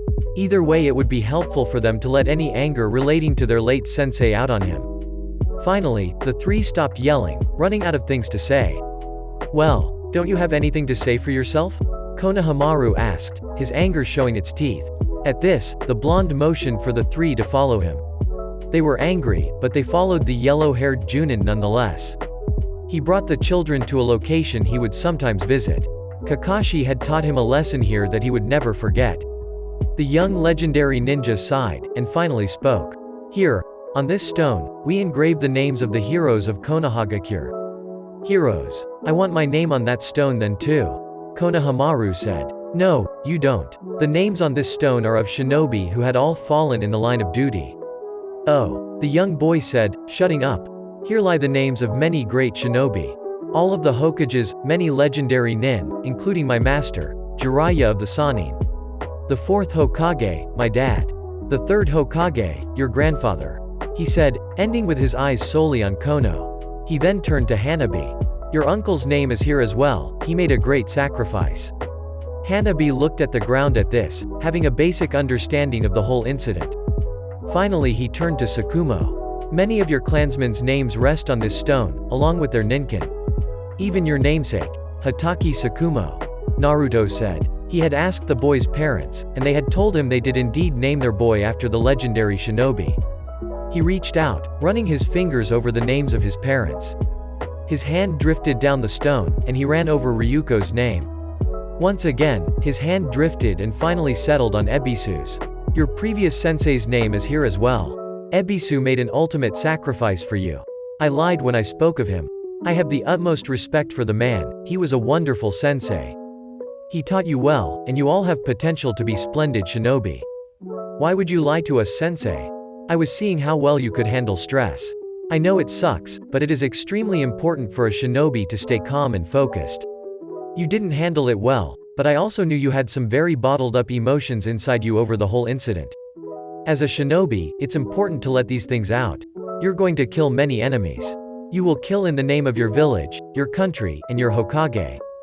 But it's important not to blur the line, and become a sick monster. There are ninja out there who kill innocent people whenever they can, and butcher others for their own gain. Is this what it means to be a shinobi? Asked Sakumo, fear creeping into his voice. Naruto patted the boy on the head, and crouched down to his level. No. A shinobi is one who endures. He stood and smiled. In this world, those who break the rules are trash. The children's eyes widened, but before they could come up with anything to say, the blonde spoke again. But those who abandon their comrades are worse than trash. The children all stared back at their sensei, stunned by his words. He smiled at them and sat down, unsealing a large lunch. He handed the food out to the kids, and told them to eat. Congratulations, you are now the new Team 7. Live up to it, alright? Yes sir, they said cheerfully. Now, what I just taught you, it's a lesson you better take to heart. The children smiled and nodded at him while eating. Alright, eat up quick. We're gonna have another go. Your teamwork is really good, and I want to see what else you can do. I have to know what you've already learned so I know where to start with each of you. I've got a good idea of what you're capable of already, but there's always more to see. We're gonna beat you this time, sensei. Sakumo said. Yeah, agreed Hanabi. The Sarutobi boy smiled widely before he spoke. You're going down, boss. After a long day of mock battles against their sensei, the children were sent home. Naruto gave them all low-rank jutsu scrolls to study, and also started them on the basics teamwork-based tactics. He told them all to practice over the next week, and to ask Iruka for help if they needed it. He informed them that he may be gone for a while. The Namikaze was happy that Konoha didn't need to deploy genin in this war. Well, for now at least. Naruto knew that that fact could change in a day. The Junin had witnessed the massacre of Konohagakure forces when they had been lured into Otogakure after all. The blonde man hoped that nothing like that might occur during this war.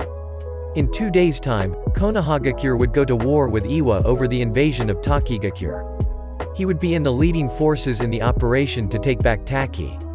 He hoped he wouldn't have to watch any of his comrades die, but he knew the world was a cruel place. The son of the fourth was scared. Not fear of battle or being killed, but scared for the future. He was scared for his country, his village, and his family. He couldn't help but think of his wife, and what the future could hold for them. He would fight for the right for the children of Konohagakure and the world, to not grow up in wartime, like Kakashi-sensei once had. The blonde shinobi laid down with his sleeping wife in bed, and closed his eyes with one final thought. I'll protect everyone I can. And I will win this war. Chapter 28. End. Chapter 29. Start. The sun shone brightly through the window beside Naruto's bed, stirring the blonde from his sleep. He sat up, and groggily looked over at the sleeping form of his wife. A grin split his face, as he remembered that after a quick one-day visit with the daimyo, he and Rika had gone on a date. With the operation to take back Takigakure soon, they decided it would be good to spend time together.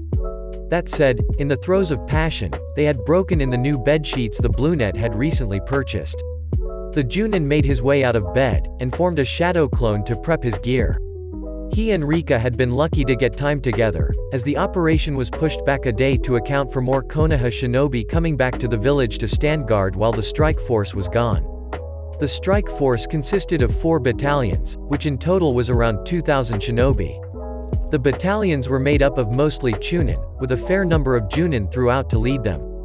He was pleased when he found out that not only would Rika be in Kakashi's battalion, she was actually in his squad as well. This put to rest any worries he had about his wife being wounded in the battle. This was not to say Naruto wasn't confident in his wife's abilities, he just worried either way. She was a frontline fighter after all. Her skill in fire-style ninjutsu was staggering. Kakashi himself said she may have the strongest fire chakra affinity he'd ever seen. The Nine-Tails Jinchuriki sighed as he began making breakfast. He wouldn't be fighting with the main force. He would be leading a platoon of Anbu, but he would not be donning a mask, not that one could even hide his bright blonde hair. His objective was to reach the main village, and garrison the mission center. Pretty much a Hokage tower, but not for a cage. While this took place, the strike force would battle the enemy throughout the country. Sasuke would also be leading a platoon of Anbu, and would be linking up with his own at some point. Before the invasion, some of Takigakure's ninja killed a rogue Konoha nin by the name of Rokusho Aoi. This man had stolen an important weapon from the village, the Raijin no Ken, or the Sword of the Thunder God. It was sealed away, but before it could be returned to Konohagakure, Iwa had attacked. Once Naruto's Anbu had secured the mission center, Naruto would retrieve the sword, and return it to Konohagakure. The sword that had once belonged to Senju Tobarama was not something they wanted to possibly make its way from Iwa to Kumo.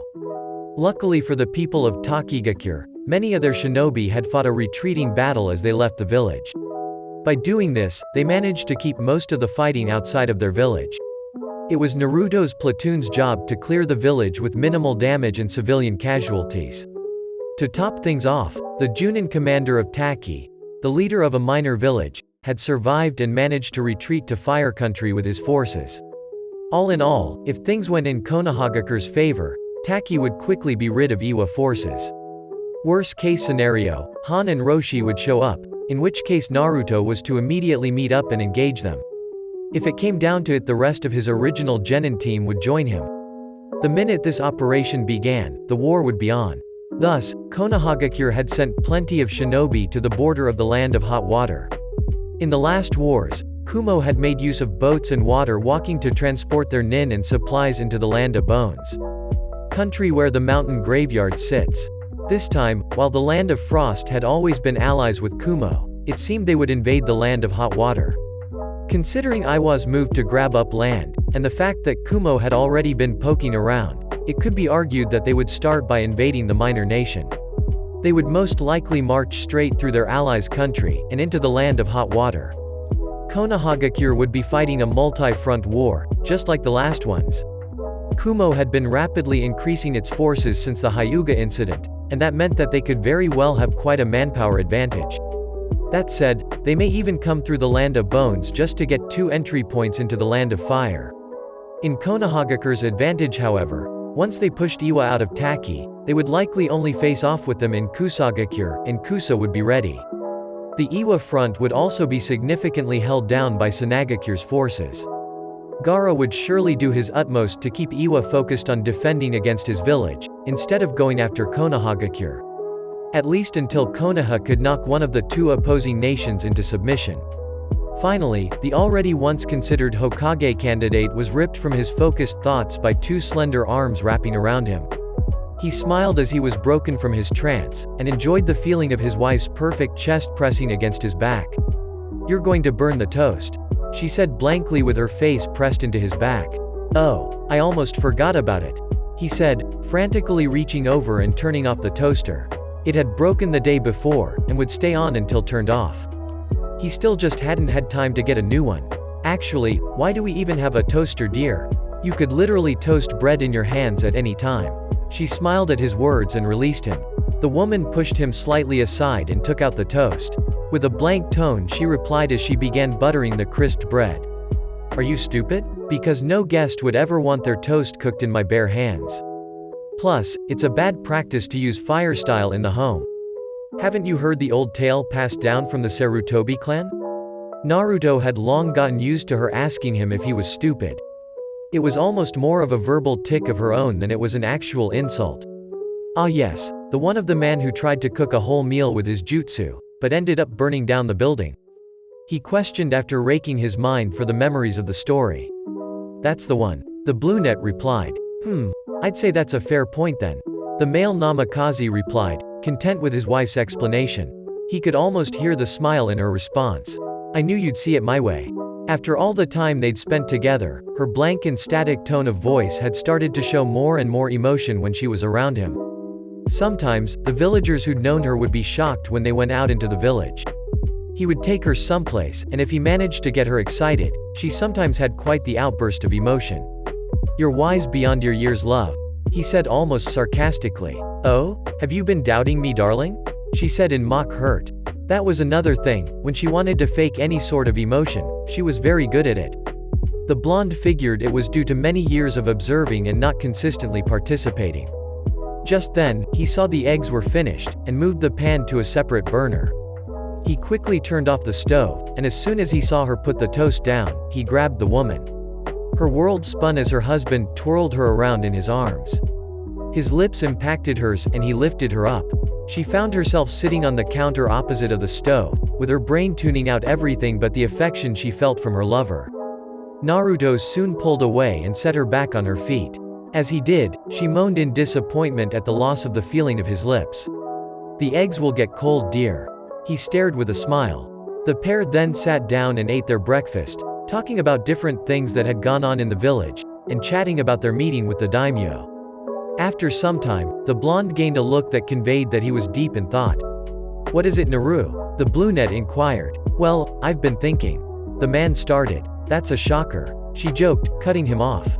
"Ha ha," he deadpanned. "Very funny. Anyway, you have an extremely strong affinity for fire. Do you have any other nature affinities?" "Actually, no, I don't. Just an extremely potent fire affinity." "Why?" the woman informed him. At this point, she was curious where he planned to go with this. If you trained hard to learn wind style, couldn't you form a bastardized version of the Scorch release?" he said, his eyes narrowing in thought. "Actually, I did train to gain hold of wind style, even though I don't have it naturally. So in theory, yes, probably. Again, I ask though, why?" She had a feeling she knew where he was going with this. "Well, I want you to be as strong as possible for this war. And I think it would be worth it for you to be able to mess with it and make your own jutsu." The second yellow flash replied. "Ah, I see. Yes, I suppose I could do it," the woman responded, resigning herself to Naruto's idea. "Rika, you know you have fairly high chakra reserves, right?" he questioned. "Well, yes. With the amount of high-level fire jutsu I throw around in combat, I have to," she responded before throwing back her own question. "Why?" "Well, your reserves are higher than even Kakashi-sensei's. Thus, if you're willing to work hard today, and borrow some of my chakra, you can make a technique overnight," he said with a cocky grin. "What do you suggest?" Her eyes narrowed in suspicion at her sometimes goofy husband. "I'm going to teach you Shadow Clone Jutsu." He leaned back in his chair and crossed his arms as he spoke. She recoiled in mild surprise before responding. "Oh? Yeah. So, are you on board?" the man asked. With a shrug, his lover replied. "I suppose." "All right," the man said. "Let's go get dressed." 12 hours later found Namikaze Rika breathing heavily. Her clothes were charred and burned in many places, and she had quite a few burns on her skin that she would need Sakura to take care of before the day was over. She looked over at her lover, who smiled at her. "Good job, now we know you can use it in combat." 100 shadow clones, all training for 12 hours, was a lot. It was extremely taxing on her brain, and had no doubt caused a small amount of harm. On the bright side however, this was a one-time thing. Naruto told her she wasn't to ever train like this again. The only reason he had her do it was that the war started tomorrow. "Thanks," she said, her breathing beginning to steady. "Let's see it one more time." "Right," she said. Then the woman sped through hand signs, and called out her new technique that she and her husband had developed entirely that day. Scorch Release. Scorch Phoenix. As she called this out, her body was enveloped by a cloak of scorching hot flames. "Yup, it's perfect. I don't even get burnt anymore. Good. I'm very proud of you, Rika." The woman's new technique made her an extremely dangerous taijutsu fighter now, and any fire techniques she used would be enhanced by the flames already surrounding her. The only downside was that it was fairly taxing on her chakra reserves. The woman would first envelope her body in a very strong and thick coating of wind chakra. The way it surrounded her was almost like the Nine Tails chakra cloak, albeit without the tails. Immediately after it surrounded her, she would light it ablaze with her fire chakra. This cloak was almost like a fire version of the Raikage's legendary lightning cloak. It was to be her trump card in battle, and Naruto had no doubt it would help keep her safe. At times, the flames burned so hot they were able to melt kunai on contact. His lover soon let her cloak fade away, and smiled tiredly at him. "Can you take me to see Sakura?" Yes I can." He wrapped his arms around his wife, and flashed into existence outside Sasuke's home. "Naru, this is Sasuke's house." "I know, they're having dinner together. How did you know she was here?" she asked, before answering her own question. "Oh right, you're a censor." The blonde lightly knocked on the door of the home, and only a minute later they were greeted with the view of a very relaxed Uchiha Sasuke. "Oh, hey Naruto," he greeted, before taking in Rika's appearance. The brunette held her usual blank look on her face as she leaned against her husband. "Geez, what happened to you?" "I can explain, but could Sakura look at her?" "Sure, I don't see why not. Go get settled on the couch," the raven-haired man said, opening the door all the way and moving aside. Naruto had spent more than enough time at the Uchiha's home in the past month, preparing for the once possible, but now guaranteed outbreak of war. The Uchiha had sold away the land of his once proud compound, and had decided that if he was to rebuild his clan, they would live amongst the villagers as equals instead of an outside clan. As the married couple walked past him, he yelled down the hallway to his kitchen. "Sakura, Naruto and Rika need to see you." "Naruto and Rika? I'll be right there," she yelled back. Soon she arrived in the room, and got to work on the female namikaze. Meanwhile, Naruto explained Rika's new technique to his former teammates. "It's a wonder she didn't incinerate herself," Sakura said. "Agreed, if she'd have lost control of the wind chakra in full then she would have been cooked," Sasuke said, remembering the heat of some of he and Naruto's combination jutsu. "That's why I was there, with the Nine Tails constantly healing me. I was able to bear with the heat any time the fire took full control, and lend my wind chakra to her as well." The cloak of wind the woman created around herself not only boosted the heat and potency of the flames, but it was what kept her safe from being cooked alive. Naruto, being a censor, was able to closely replicate the flow of her wind chakra to allow him to add his own. Thus, if it looked as if she would lose control, the blonde would either put her back on track, or in bad cases, he would overpower her fire with a massive amount of wind. Usually so much that it blew the flames away from her body entirely. "Ah, I see. Well, that makes sense. Anyway, let me check your hands as well," Sakura replied. "Why? I just told you." He was cut off as his pink-haired teammate gave him a glare. "Knowing you, it's still a good idea to check. You and Sasuke are too stupid to know when you have minor injuries, and even those can cause problems down the line. Also, I have to scold you for doing this kind of training right before the start of our invasion." I know, but I wanted to make sure Rika had a trump card in case something went wrong." "Well, that's fair," Sasuke commented. After a short chat between the four friends, Naruto and Rika took their leave. All four had an early morning tomorrow. Himself and Sasuke's Anbu platoons would be in Taki before dawn, and they would be leaving Konoha shortly after midnight. The main strike force would be hitting the Takigakure border around first light. Thus, the still newly wedded couple were in bed by 8. Naruto kissed Rika goodbye as he moved to leave the house. The woman was currently double-checking her gear, as she would be leaving in the next couple hours as well. I love you. I love you too, Naruto. Come back to me, she said with a smile. I always do. Stay safe, love, he replied before sliding out the door. In mere seconds the man crossed the distance of the village and was at the gates. The platoon of Anbu flickered into existence in front of him, all on one knee. Captain Namikaze, we're ready when you are, said one Anbu. Well, let's not waste any time, the blonde replied, turning and disappearing into the forest, the platoon quickly following suit. The group was inside the borders of Waterfall Country by 4 in the morning, and were steadily making their way toward the village. They breached through the underground caves, and killed off the Iwa guards. When the group came to the opening that led to the village, Naruto held his hand up and signaled for the group to hold. The Junin crouched and placed his finger on the ground, and stretched his chakra around the village. Looks like we're dealing with about a battalion of Iwa nin. They're spread out around the village, but there's about a company guarding our target. With any luck, they haven't found out about the sword yet, the blonde stated, standing to his full height. Alright then, separate into squads. Divide and conquer. 3 of you come with me. Yes sir, the Anbu replied. The platoon quickly split into groups, and each squad began making their way into the village in different directions. 3 figures stood behind the tall man, still awaiting his orders. The Junin made a gesture with his hand, and the 4 of them disappeared, body flickering into the village. They quickly carved a warpath through Taki, heading straight for the mission center. With the chaos ripping down the village, many of the Iwa nin on the outskirts of the village moved to support their allies. As soon as their attention shifted, they were ambushed by the separate Anbu squads Naruto had sent out. The Iwa commander was ripped from his concentration when a tri-pronged kunai burst through the window and pierced the wall in front of him. The man quickly reached for the radio, attempting to warn his superiors. His attempts to call out were silenced as another kunai impacted his side just after Naruto appeared in the room. He flashed again to the blade inside the man's ribs, and appeared on his back, plunging a kunai into the base of his neck, severing the ninja's spine. The blonde Junin collected his kunai quickly, and took a moment to congratulate himself and his platoon. They had managed to breach an enemy-controlled village and kill the commander within minutes of first contact, and before he could send a radio distress signal. He knew not to be naive, however, the enemy would definitely have more security. Somewhere out there were most likely sensors, or forward observers who had seen the assault and would report back to their superiors. Now let's find that scroll, Naruto said, cutting away at the wall.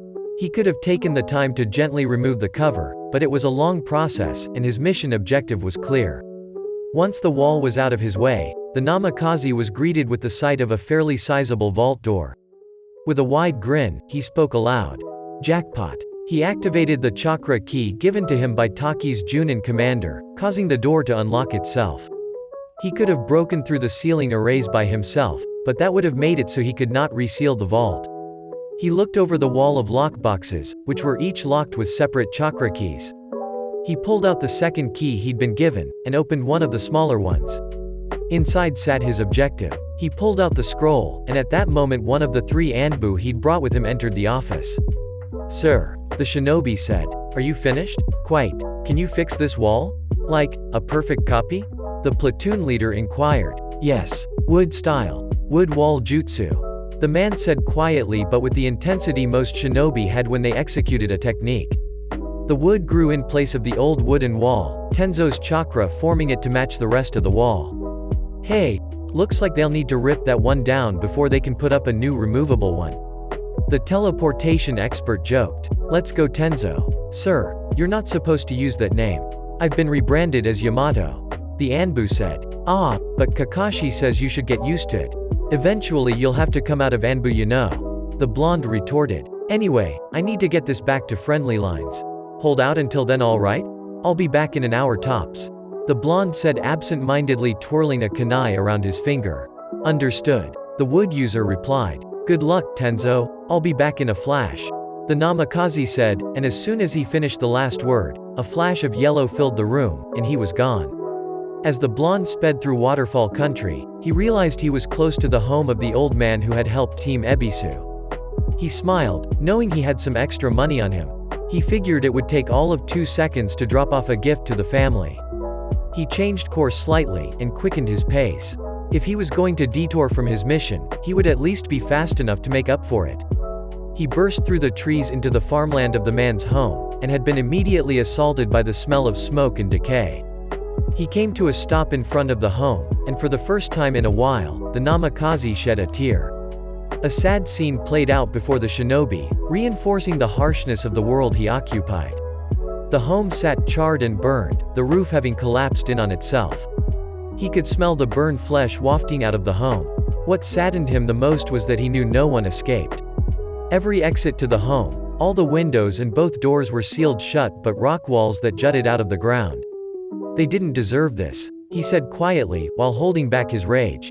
You Iwa bastards. His fists shook at his side, and his teeth clenched. The man took a few deep breaths before shaking his head. If I ever find you, I'll kill you. This world has no room for humans who act like animals. The blonde leapt to the trees once again, after saying a prayer for the late family. Congratulations on a complete mission, said Shikaku. The Junin commander and other strong ninja had met him at the border to retrieve the scroll. Good luck, Naruto. Thank you, Shikaku. There's a war to be fought, and I intend to fight it. The teleporter responded. With that, the spiky-haired Nara pocketed the scroll and watched in amusement as his comrade disappeared in a flash of yellow. Unfortunately for Naruto's Anbu platoon, only minutes after the Junin left they were attacked by Iwa reinforcements. They fought from the mission center, using it as cover to fire off jutsu and kunai. Any enemies that managed to get close were dispatched by the blades of swords and kunai alike. The platoon finally had a crack formed in their resolve, however, when 3 full companies of Iwa Nin descended upon their garrison. They fought valiantly, and managed to take out an entire company. Tenzo had been forced to go all out, draining his chakra further than ever before as he ripped apart the streets of Takigakure with his wood-style techniques. Finally, the remaining companies of Iwa Nin withdrew, to collaborate in the largest earth-style jutsu he'd ever seen. They all slammed their palms into the ground, spikes ripped up from the earth, a massive forest of them coming at the Konoha shinobi at a ridiculously fast pace. They ripped through streets and buildings alike, and the Anbu were sure they couldn't outrun it, let alone stop it. Just as Tenzo resigned himself to his fate, a voice ripped through the air, accompanied by the familiar chirping of birds. Chidori impact, the Uchiha called out as he burned the blade of his sword into the ground. Lightning split through the earth, tearing up the ground as if Sakura herself had punched it. When the earth techniques inevitably clashed with the current of electricity, Sasuke's overcharged Chidori won out. With earth jutsu being weak to lightning, Uchiha Sasuke was the worst matchup the super combo jutsu could ever encounter. Well, other than the Raikage of course, but he sided with Iwa. The rest of Sasuke's platoon showed up at that moment, landing in a defensive perimeter around the absent Namikaze's garrison. A few of the Iwa ninja recoiled in fear, shocked at his arrival. No, it can't be. Sasuke of the lightning style. No, it's the second coming of Shisui of the body flicker. Well, he's not alone. Tenzo, we were supposed to cause minimal damage to the village, you know. Look what you did, you know. Came a familiar voice from the rubble behind the enemy companies. Naruto stepped out from a ruined building, absent-mindedly twirling a kunai around his finger. No, you're Konoha's second yellow flash. Look, surrender now, and none of you will have to die. Sasuke said loudly. The Junin presence of both the Uchiha and the Namikaze put unwinnable odds in the hands of the Iwagakure shinobi. On one hand, they could try to escape, most likely losing at least half of their force. On the other, they could stand and fight, and most likely be killed. Or, they could take the easy road and surrender. The rest of our forces are battling their way here at this very moment. You don't really have a chance here. The blonde Junin said. The Anbu encroached on the enemy, intent on subduing them if they did choose to surrender. Just as it looked like they might give in, one man's bravery, or maybe it was foolishness, had the entire group reignite the battle. The man leapt forward, quickly drawing his blade and railing it through the nearest Konoha Anbu. With a roar, he called out, "Die, you tree-hugging scum!" He was, however, silenced as the Anbu he had stabbed turned into a log and appeared behind him, shoving his blade into the nin's neck. Like sharks after blood hits the water, the Iwa shinobi responded in a frenzy. They stuck out, attacking any of the Konoha shinobi that were close. They even managed to bring down a few of the Anbu who had been too close at the start. The black and blonde-haired Junin soon dove into the fray as well, trying to protect their comrades. "Let's show them, Naruto," Sasuke called out with a smirk as lightning sparked down his blade. "Right," Naruto called back. If they wanted a fight, they'd give them one. He jumped high into the air, and launched a barrage of his famous kunai into the battle. A sad and doubtful thought crept into the back of his mind, but his focus was on the battle. It's less of a fight and more of a slaughter. They're defenseless to Sasuke and I, just like Ryuko was to Han. His shinobi training and his commitment to preserving the lives of those under his command pushed the thought to the back of his mind. Suddenly, the ridiculously torn-apart main street of Taki was filled with rapid yellow and blue flashes. The yellow happened at a much quicker pace, and the blue were long and sustained. Naruto flashed between enemies, slamming kunai into their vitals with ease. The Uchiha's sword would light up, slashing men in half, and sometimes bolts of lightning would fire from the sword's tip. The Anbu also participated, but with their speed Naruto and Sasuke did most of the work. Quickly, the fighting stopped, the dust settled, and the shinobi relaxed. Blood and bodies littered the main street of Takigakure, an image that would be forever scarred into the minds of not only Naruto and Sasuke, but Iwa's forward observers as well. The best friends would never forget the awful stench of nearly 100 dead or disemboweled shinobi. They ordered the Anbu to seek out any survivors, and joined in as well. The Konohagakure shinobi mercy killed anyone beyond saving, but anyone who could possibly make a recovery had their wounds tended to immediately. While the others patched up the survivors who would live, Naruto simultaneously placed high-level chakra blocking seals. They could be healed just fine, but if they themselves tried to mold chakra, it either wouldn't work, or if they managed to force it through, they would simply die. When Konohagakure's main force arrived, Takigakure was devoid of any combat-capable Iwa shinobi. Some of the main force stopped to help guard Taki, and any Taki nin who had participated in the opening act of the war began to clean up their village. Throughout the night, Naruto, Sasuke, and their Anbu held back a few half-hearted counterattacks. Meanwhile, the main force continued on, attempting to put Iwa on a full retreat. The next morning, Naruto rose slowly, but when a radio nin showed up, he got worrying news. Radio nin. My own creation. So, I know radios are kinda canon, but for purposes of this story and my fourth Shinobi World War, radios will be like that of the actual radios used by the US in the real-world Second World War. Look them up if you'd like to know what I'm talking about. They require someone to strap the big-ass thing to their back to be mobile. "Sir, I've got a message for you. Let's hear it," Naruto said with a commanding tone. "Sir, Commander Hatake has requested your assistance with his battle group. They've encountered heavy resistance, and he said he needed you there. He also mentioned something about Junin Namikaze." The nin reported. "Fuck. Did he say anything else?" Naruto said, pushing the panic that rose within him back down. "No sir. Thank you, radio back, tell him 3 minutes tops," Naruto commanded, turning his back to the shinobi and waving for Sasuke, who was on a rooftop across the way from him to come over. "Understood sir." "Naruto, what's up?" questioned the Uchiha. "You'll have to hold out here. Kakashi and Rika need my help. Keep my platoon here, and carry out our original orders," Naruto said quickly. "HN, who made you boss? But I understand, I'll handle things here. Go get your girl, and save that pervert. Later ski, don't die," Naruto said walking away. "HN, you too Namikaze?" the Uchiha said, crossing his arms with an uncaring look. "Like hell I would," the blonde replied. He walked toward the edge of the roof, and held out his hand above his head before giving his best friend a thumbs up. As soon as he hit the edge, he took a step and disappeared in a flash of yellow. Rika scorched the vitals of the nin in front of her. When she had jabbed a kunai into his gut, and ignited her scorch style, he was done for. Lucky for him, she still had compassion for those she killed, and it was not a slow death. She fried him from the inside out so quickly he most likely barely felt it. Another Iwa nin appeared behind her, throwing a hail of shuriken at her back. The flames engulfing the female burned even hotter, melting the ninja tools as soon as they touched. "Scorch style. Solar flare," she yelled after moving through hand seals. A large part of her cloak flared up, before bursting off of her body, and igniting not only the Iwa shinobi, but the surrounding forest as well. As the flames burned around her, she was brutally smacked to the side. Seconds away from hitting a large tree, she felt herself stop gently. The familiar warmth spread through her body as she realized her husband had arrived. "Naruto? What are you doing here?" she questioned. He said nothing as he landed, still carrying his wife bridal style. She watched in curiosity as he held her tightly and cast a glare over his shoulder at her attacker. Not once had she seen such a cold look in the eyes of her lover. "I'll be back for you, Han." With that, the blonde tossed a kunai into the air. He flashed away, appeared beside Kakashi. "Sensei. Watch after her, I'll handle the Jinchuriki." "Right. Be careful, Naruto," the masked Junin said as the blonde set his wife back on her feet.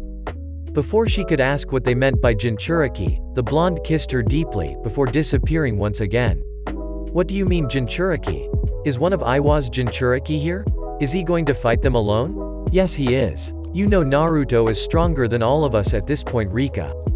The only one who can go toe-to-toe with a Jinchuriki is either himself, Sasuke, or me. I have to keep commanding this unit, and Sasuke has to oversee defense of the village." She cast a worried look to the area where she had ignited a forest fire, knowing her husband was fighting alone in that raging inferno. Kakashi caught her attention once more, and she ignited her cloak. She leapt back into the fray with her comrades, intent on doing her share of the fighting. The quicker she finished up here, the sooner they could help Naruto. Han watched as the kunai was caught in the hand of the yellow flash before it could hit the ground. It was one-on-one now, and Han knew only one of them would leave the burning forest alive. "You almost hurt my wife. I'll kill you this time, Han," Naruto said, glaring at his nemesis with enough intensity to light the man ablaze. "You'll die here, Naidame Kiroi Senko." Chapter 29. End. Chapter 30. Start. "You'll die here, Naidame Kiroi Senko." The bulky Jinchuriki retorted. "Like hell. Let's end this feud now, Han. You won't walk away this time," Naruto said, his focus solely on the enemy. Both shinobi ignored the blaze that had engulfed the forest around them. The fire roared, and trees cracked and collapsed as they burned. The scene played out a dramatic backdrop for the coming battle. Naruto leapt back, quickly peppering the edges of the tree line where the fires were weakest with his kunai. The enemy container began to let out large amounts of steam, and it slowly engulfed his body. "I created this just for you, Namikaze. You won't be able to touch me." The steam created a scalding hot film around his body, and anything that touched it would no doubt be severely burned.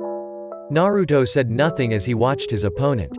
The bulky man grew impatient, and quickly launched himself at his enemy. As he came, Naruto flicked a kunai at him. He dodged, knowing the blonde wouldn't be able to attack him. His thoughts were blown to the side however, when Naruto's foot collided with his ribs, and he felt the distinct feeling of water splashing onto the affected area. The blonde had wrapped his foot in a coating of cold water to help counter the steam's effects. And now, he knew it worked. The red-clad man caught himself quickly, turning fast to attack the Konoha nin. The Junin formed a Rasengan, and made it fairly large. As Han closed in, he intentionally let it destabilize, causing it to explode outward in a blast of pressure. The resulting attack launched the armored man backwards, his body impacting one of the charred trees. He stood quickly, only to encounter Naruto slamming a kunai down where his head was. Barely managing to dodge the strike, the man rolled away, distancing himself from the enemy Jinchuriki. Immediately, the younger man was on top of him slicing at the larger nin with his kunai. The man dodged a few of the strikes, but Naruto's natural speed outdid his own by a long shot. If it weren't for his steam, the Namikaze surely would have ended him. When Han had fought alongside Roshi, he'd had a strong ally. Now he was alone, and he was being pressed by the blonde Jinchuriki. Naruto spun around with another kick, but his leg was caught by Han. He dropped the kunai he held and flashed to it, putting himself behind the large man. He swung out with his blade, channeling wind chakra into the knife. He cut deep into the Iwa shinobi's side, enough to make the man stagger. Once he had his enemy on the back pedal, he shot toward him, coating his hand in a large amount of wind chakra. If I can mark him, this is over. His hand was close now, mere inches away, and he was confident he would end the fight soon. His palm hit the steam, the wind keeping him from being burnt by the hot air. The tip of his finger touched the man, and his senses were overloaded. He was blasted away by a huge release of chakra as the enemy went into his three-tailed state. Han knew he couldn't fight the yellow flash in his base form. It was a well-known fact between Iwa and Kumo, that the second yellow flash had almost no control of his tailed beast. This was a weakness the enemy nation's strategists intended to use to their advantage. While Killer Bee and Yugito were the only Jinchuriki capable of entering a full-tailed beast transformation, Han and Roshi still had recently gotten a fair grasp of the higher-level Jinchuriki forms. As the Junin stared in deep thought, the bulky Jinchuriki drew out a fourth tail. The beast featuring 4 horns emerging from its head, and a dense red skin formed over the Jinchuriki. He watched as chakra pooled into a ball in front of the enemy, before the beast suddenly ate it. He'd never seen a tailed beast bomb before, and he was in for a shock. The destructive attack launched from the mouth of the monster, and Naruto quickly flashed behind it. The blonde's eyes widened as the chunk of ground he'd inhabited, and the forest around it, was blown away. Dad fought this. But all out, he fought the 9 tails at full power, incredible. He thought to himself. He quickly performed a set of hand signs, before throwing a kunai at the enemy. Shuriken Shadow Clone. The blade duplicated to a massive number, and the yellow flash made use of his signature technique. He flashed about the kunai, slamming Rasengans into the transformed shinobi and battering him all over the battlefield. He slammed a foot into the abdomen of the man, sending him flying, but discovering the corrosive effects a tailed beast's chakra had. However, due to his own, the effects were quickly alleviated. Damn it, that still stung. He thought, putting distance between himself and the man he had just kicked. At that moment, Han began using the version 2 speed to great effect. Naruto was forced to dodge at rapid rates, and in some cases even flash away. The Junin stepped forward, launching at the beast.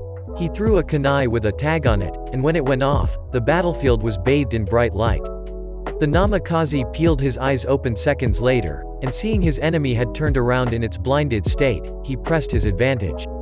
He came upon the enemy fast, pulling out a suppression seal. Just as he reached the beast however, it spun around. The blonde's eyes widened in shock when the Jinchuriki opened his mouth, and launched its deadly attack. Naruto barely had time to move as the attack hit at point blank. He flashed away, but not before catching a lot of damage from the blast. As he appeared beside his kunai, the force of the explosion threw him from his feet, sending him flying into the burning tree line. The forest around the battlefield was still engulfed in an inferno, and as the Junin hit the trees, he was burned badly. The blonde's eyes slowly opened as he brought himself back from the momentary lapse of consciousness. His eyesight focused just in time to see the enemy flying toward him, claws bared. Naruto waited until the last second, and as the claws touched his flak jacket, he smacked a suppression seal onto the Jinchuriki, and flashed away. The teleporter appeared in the center of the battlefield on his butt. He sat breathing heavily, knowing that the seal wouldn't cut the link between beast and container for too long. He also knew Han would wake soon, and that tailed beast bomb had done a number on the legendary shinobi. He coughed and wheezed as he realized a few of his ribs had broken. He grimaced in pain, and knew that the difficulty breathing was a direct cause of one of said ribs puncturing his lung. Ignoring the pain, the man leapt to his feet, and forced himself to move, quickly appearing beside Han's currently limp form. He reached down and moved to cut the man's throat. Han stirred at that moment, and grabbed the wrist of his enemy. He tossed the wounded blonde away, and the Konoha shinobi rolled to a stop and sat motionless. The red-armored man stepped toward his opponent, and channeled chakra to his arm. He intended to crush the skull of Konohagakure's strongest ninja. Naruto disappeared, and reappeared with his feet planted firmly in the back of the bulking Jinchuriki. He attempted to bury the blade of his tri-prong deep into the base of the man's skull. He quickly pushed off to give himself distance, and see if he had brought an end to his adversary. He almost growled when the man once again stood. Unfortunately, he'd only been able to shove the kunai into the soft flesh on the side of the man's neck, somehow missing vital points. As Han reached to remove the embedded blade, Naruto quickly took action. He flashed to the kunai, immediately planting his foot in the side of Han's head, launching him across the scared earth.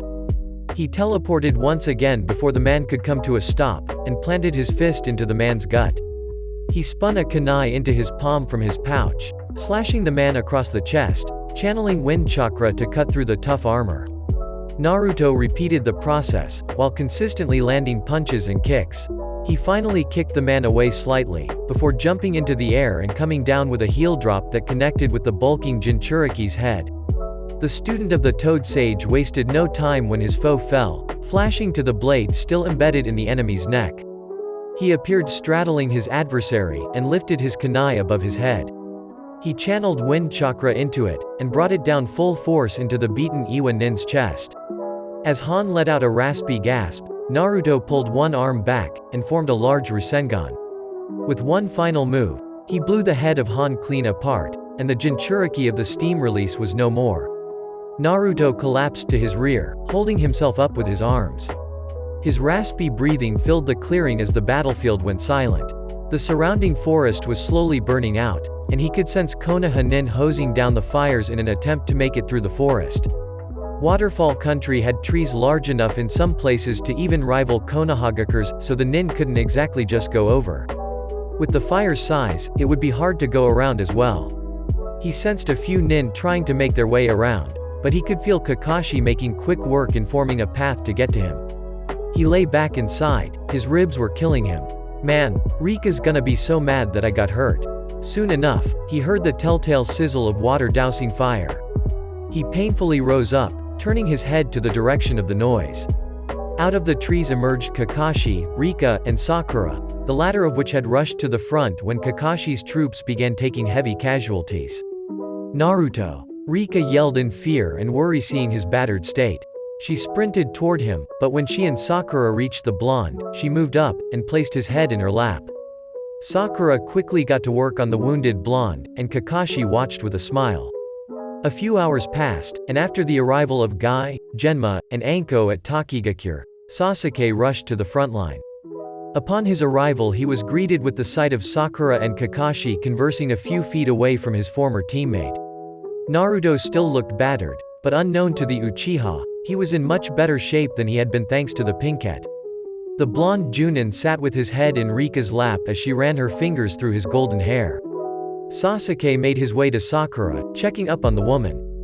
He found himself worrying more and more about her with their budding relationship. The idea of losing her often caused the man to lose sleep. After a few minutes conversing with his sensei and girlfriend, the Sharingan wielder checked up on his friend. He approached the married couple, Rika raising her eyes to greet him. "He asleep?" the Uchiha questioned. "Yes, he was pretty beat up when we got to him." The woman replied with a soft smile. "Kakashi told me he killed the Iwa Jinchuriki. It was the same Jinchuriki that killed Ryuko," the man said, turning his gaze to the sky. Before Rika could respond, Naruto's voice interrupted their conversation. "I'm probably going to be in the bingo book as S rank soon, Sasuke. You better catch up. Seems we woke you. You look like hammered shit, Naruto," the last Uchiha said, not dignifying his friend with a response. "Yeah, well, as you know, it's not easy to fight a Jinchuriki. He managed to catch me up close with a tailed beast bomb. I was able to flash away and avoid most of the blast, but I wasn't that fast. I've no doubt Flying Raijin could outrun the explosion, but I didn't register it until pretty much the moment it went off. He hit it well, and I'm pretty sure he actually took a bit of damage himself just to get that hit on me," the male Namikaze explained. I see," the raven-haired Junin commented. After a few moments of thought, he turned his gaze to the sky again before speaking once more.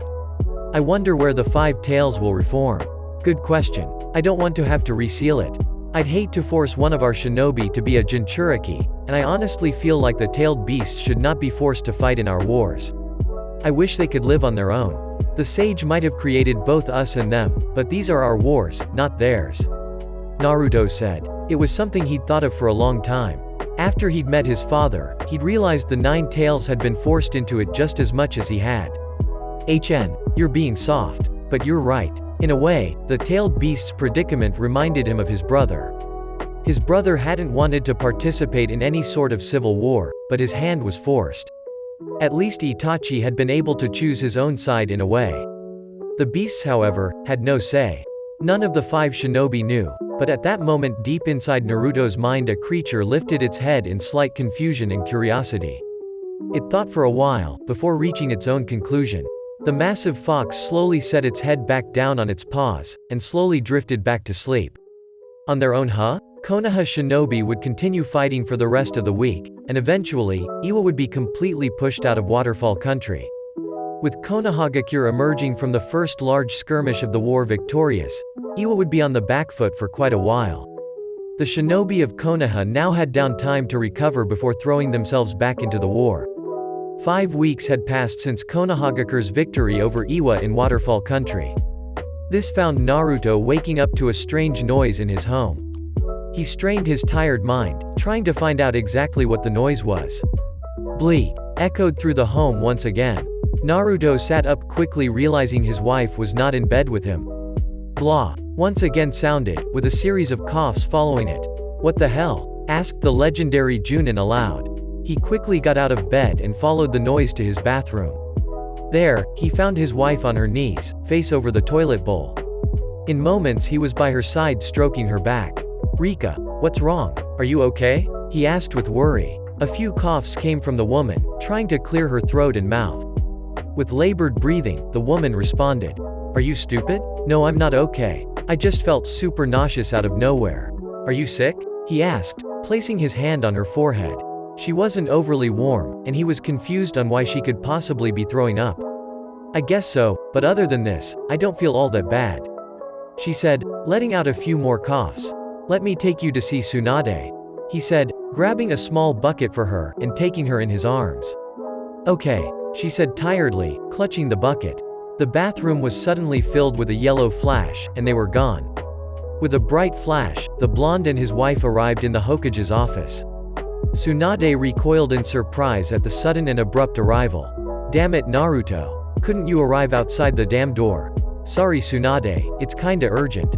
He said with an apologetic smile. At this moment she addressed the fact that he was carrying Rika. What happened? She questioned. In response, Rika threw up into the bucket. Don't puke on my floor, make sure it stays in the bucket. Set her on the couch. Yes ma'am, Naruto replied, doing as he was told. Tsunade began using her medical ninjutsu to diagnose the problem.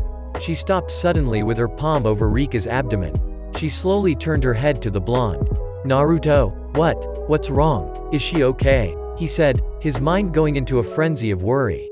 She's pregnant, Tsunade said flatly. What? The Junin replied in happy shock. Rika's head also popped up, looking Tsunade in the eyes.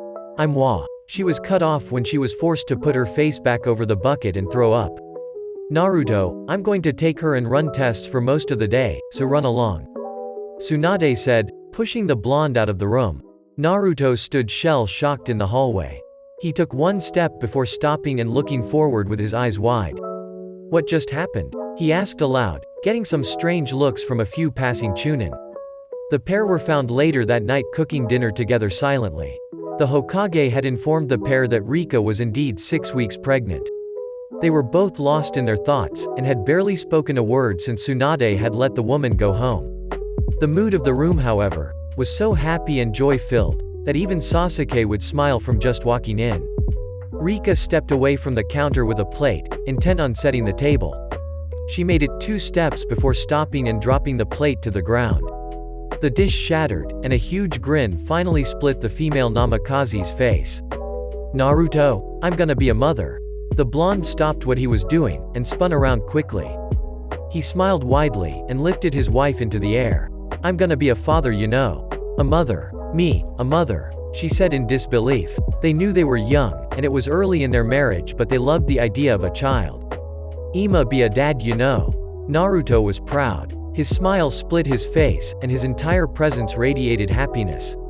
With the lack of family they had through their childhood, the pair found the idea of having a real family extremely exciting.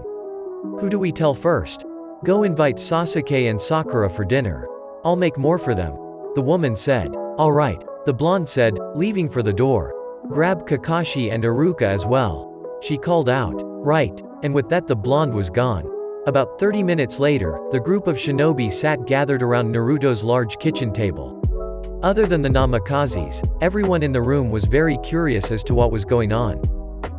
So. Rika felt strange, she'd never been very shy before, and she was unsure why she felt shy. Naruto came from the counter with a large plate of turkey. He set the dish down, and placed his hand on her own. He leaned over her slightly, gave her a smile, and squeezed her hand. What Rika is trying to say is that she's pregnant. The jaws of each person at the table almost hit the ground. They stared at the new married couple for a while, before Sakura started gushing at Rika, asking the blue-haired woman all kinds of questions. Meanwhile, they ate their dinner, answering questions and talking about the future with their close friends. I wanted to tell you all first, you're the closest thing we have to actual family. Naruto spoke with a soft smile. I'm very happy for you too, but isn't it a little early? Iruka questioned. Well, we weren't trying, it just kind of happened. However, it's a very happy surprise to us. I've dreamed of having my own family for so long. The blonde responded. I understand entirely, Naruto. Iruka said with a smile.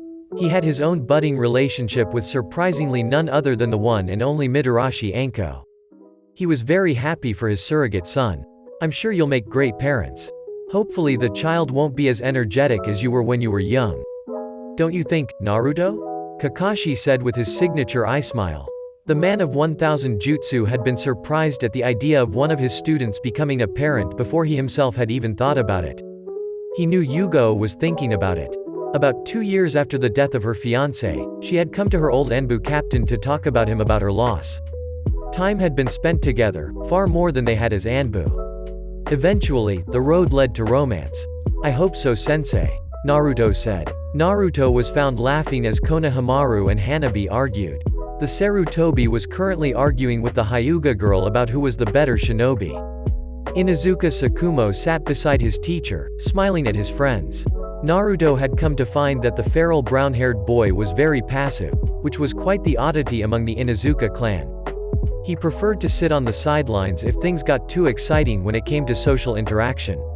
As it turned out, Tsukumo was a very close cousin of Kiba's and the blonde had promised to look after the young man. Tsukumo had come a long way with his ninkin, proving the Inuzuka to be a fierce foe in battle. The other genin were fairly skilled now, and the Junin had confidence in their teamwork. Hanabi had grown strong in the Hyuga arts, and Naruto thought that she was almost as much of a prodigy as Neji. She trained with her elder sister, and her cousin Neji quite often. Konohamaru had come a long way as well. They Sarutobi had unique mastery over his fire release, one that almost made him think of Rika's natural mastery of the element. Most notably, through the Sarutobi clan's summoning, he now had his own familiar, a monkey known as Enra. Maybe if you weren't such a spoiled brat. Did you just call me a brat, Sarutobi? What? Your eyes are so good that your ears went to shit. You bastard. Hanabi yelled, swinging her palm for the boy's chest. In a sentimental way, she reminded Naruto of a very young and prideful Sasuke. The blonde Junin quickly appeared between the bickering children. Hanabi found her hand caught by the tall Junin, and was shocked at his natural speed. The three genin had seen his speed before, but they were still shocked every time he showed off. Now Hanabi. Unless you're going to have a real spar with our silly monkey, then I'm going to ask you not to hit him. The man said with a smile. His calm voice caused the hot temper of the young girl to quickly settle, thus she turned almost shy like Hinata had been when she was younger. The girl was either 100% hot temper, or 50% a shy mess. Ah sensei, it's just because they like each other, Tsukumo said, approaching the trio. Hey, you're right Tsukumo, maybe I should leave the lovebirds alone. Their sensei said. At this, the two children leapt back from one another. Fingers pointed at the other, they screamed at the same time. I could never love her, him. Now, you're teammates and comrades. You shouldn't be fighting like this, so either put it aside, or you can both spar with me. Both genin audibly gulped. They knew when their sensei gave them the option of a spar as punishment, they would be brought to their absolute limit. When Naruto used a spar to dish out his discipline, the Junin held back only enough to avoid killing the genin. He made sure they had to help each other to get home, so his lessons wouldn't leave their heads before they got there. Kakashi had done the same for Team 7 in Naruto's genin days. After a short chat one afternoon about his father, Naruto found out Minato had done the same for the mask-wearing Junin in his own genin days. With Kakashi once being a stickler for rules, he rarely had to face that situation. On the rare occasion when he and his friends needed a proper lesson, the kind-hearted fourth Hokage had no quarrels giving them a smack down. Yes sir, we understand. The two bickering children said. Good. Now, I've got something important to tell you. Oh? Is it AS rank's secret or something? The young Sarutobi questioned. No, not quite. However, it is something I'd rather you not go running around the village yelling to everyone about. Well, what is it? The scarf-wearing boy asked. Konohamaru, if you'd shut up he'd tell us. Hanabi snapped. Naruto simply cleared his throat, and at noticing the implication of the interrupting sound, the genin quickly shut up. As I was trying to say, I'd like you all to know my wife is now pregnant. What? Hanabi yelled, her eyes sparkling to life as she remembered the few babies she had held. Hanabi secretly loved babies, and even their crying didn't annoy her. She absolutely adored what she called the cutest thing in the world. Ew, those loud screaming monsters? Konohamaru asked. Congratulations sensei. Sakumo said, the ever-calm boy he was. Thank you Sakumo. Yes, we're having a child. I hope you can all assist me at times in watching over my child. Parenting will be difficult, and with the war going, I'm going to need someone to help watch over Rika. Naruto said with a smile. He thought it might be fun to include his genin in his child's life. They would likely be able to act as pseudo-siblings to the yet-to-be-born Namikaze. Gladly sensei. Do you have a name decided? No, Naruto replied laughing. It's much too early for that kiddos, but we'll let you know when the time comes. Now, if you guys are free tonight, Rika would like you all to come for dinner. The three genin looked at each other and shared a nod, before Hanabi replied. We'll be there Naruto-sensei. Good. Naruto patted the Hyuga on the head with a smile before speaking again. I've got to go speak with the Hokage, so I'll see you later. Before the children could reply, Naruto disappeared in a flash. The training field went quiet, and the three genin began training together. What? The blonde questioned from the couch off to the side of the cage's desk. Kumo has made a large invasion into the land of hot water, as well as hitting fire country through the land of bones. Luckily, with Iwa currently occupied with Gaara's forces, we're only facing Kumo on a wider front than the last wars. The Hokage replied, answering the man's question. I see. How's our garrison in hot water? It's not. What? He asked in confusion. Naruto, she sighed. The Raikage and his brother showed up in person to take over hot water country. We lost nearly as many shinobi as we did in the Otogakure massacre. The Hokage said softly. The Junin's fists tightened at his sides, anger coursing through his body. He quickly settled his temper before returning his mind to their conversation. I see. What's the game plan then? Well, now that's where things get interesting, she said. Before the Namikaze could reply, she turned her head to the door and called out. Shikamaru, Shikaku, come in please. Into the office stepped the father and son duo, who were the backbone of Konohagakure's current tactical planning. Lady Hokage, Naruto, greeted the eldest Nara. Shikamaru, commander. It's nice to see you. The Junin replied. Thank you for coming on time. So, you two said yesterday you'd finalize a plan by morning, correct? I assume our new asset was involved? Naruto's brow rose at her words, but he held his tongue and did not interrupt. Yes ma'am, Shikamaru said confidently. If you don't mind? He questioned, pulling out a marker and moving to draw on a war map they'd placed on the wall. By all means, walk us through this. She replied with a wave of her hand. Right, the Nara said, approaching the map. Now, our biggest threat currently is the fact that the Raikage has taken to the battlefield so early. With him on the front, it will be difficult to push back into hot water country.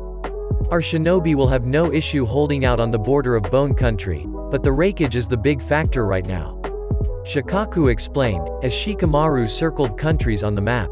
Now, as much as we'd like to send out Naruto, Sasuke, and Kakashi to hunt down the Raikage and his brother, killing the Raikage could cause issues. If we kill it could be detrimental to any future peace talks. Shikamaru said, taking over for his father. We've concluded that if we are to send Junin Namikaze, Hatake, and Uchiha behind enemy lines with a small force into the Land of Lightning, they could cause enough havoc among the forts and war camps that Kumo has set up to force I and B to return home. Shikaku took the reins once again, and addressed the two blonde shinobi. Once they're confirmed to be back in country, we can lead a large force to push Kumo's forces back into the Land of Frost. With enough havoc caused in Lightning Country, the Raikage should need to stay in his village to handle the chaos. Naruto smiled at the plan. Avoiding direct confrontation with the Raikage was wise. Although Naruto was optimistic about the idea of himself and/or Sasuke being able to handle the legendary brothers, the Raikage still had years of experience on them. On top of that, the Raikage had a better understanding of the flying Raijin than most ninja, due to facing his father in the last war. Naruto knew in reality he could probably deal with the brothers on his own, but Shikamaru had made an important point. The death of their Raikage could possibly cause the people and shinobi of Kumo to completely ignore any sort of peace talks. Instead, they may favor the idea of revenge against Konohagakure. Well, you certainly thought this out well. However, I think Sasuke should either be deployed to the front at the Land of Bones, or the Iwa front in Kusa. We're both strong, and definitely better together, but we need to make sure we have someone who could hold off a strong push. That someone would be Sasuke, the Namikaze said. Tsunade mused. I believe Naruto is right, it's dangerous to take all of our strongest Junin off the front. It would certainly leave us open to attack. In that case, Kakashi will stay behind as well, attending to the Iwa front. Shikamaru and Shikaku looked at each other for a moment before nodding their heads. The two geniuses usually would have thought that factor out, but they had structured the full plan in one night. We believe our forces are more than capable, that is why we decided on this. However, you are Hokage, and this is your decision. We have to keep Kakashi and Sasuke back. If somehow this turned into a catastrophic disaster mission, we'd be out not one but 3 elite Junin. Naruto is S rank, and this is an S rank mission. How many nin do I get to bring along? The blonde man questioned. We've decided on a force of 20, including yourself. Understood. Now, I'm rather curious. How exactly do you plan on getting us into Lightning Country? He questioned. At this moment, the Hokage waved her hand and spoke to an Anbu in the corner. Bring him in. A few seconds later, there was a knock at the door. Yes, come in, she said. At this, a man of Naruto's age stepped through the door, with his short white hair with a blue tint, along with his fang-like teeth being his most prominent feature. The second thing that stood out to Naruto was a large familiar sword strapped to the man's back. And who are you? The blonde man questioned. I'm here to be your solution, replied the newcomer, giving Konoha's yellow flash a large shark-like grin. The name's Hazuka Suigetsu. Chapter 30. End. And that is it for this couple of chapters. Only one more video till the end. Anyways, thank you all so much for watching. See you all later and bye.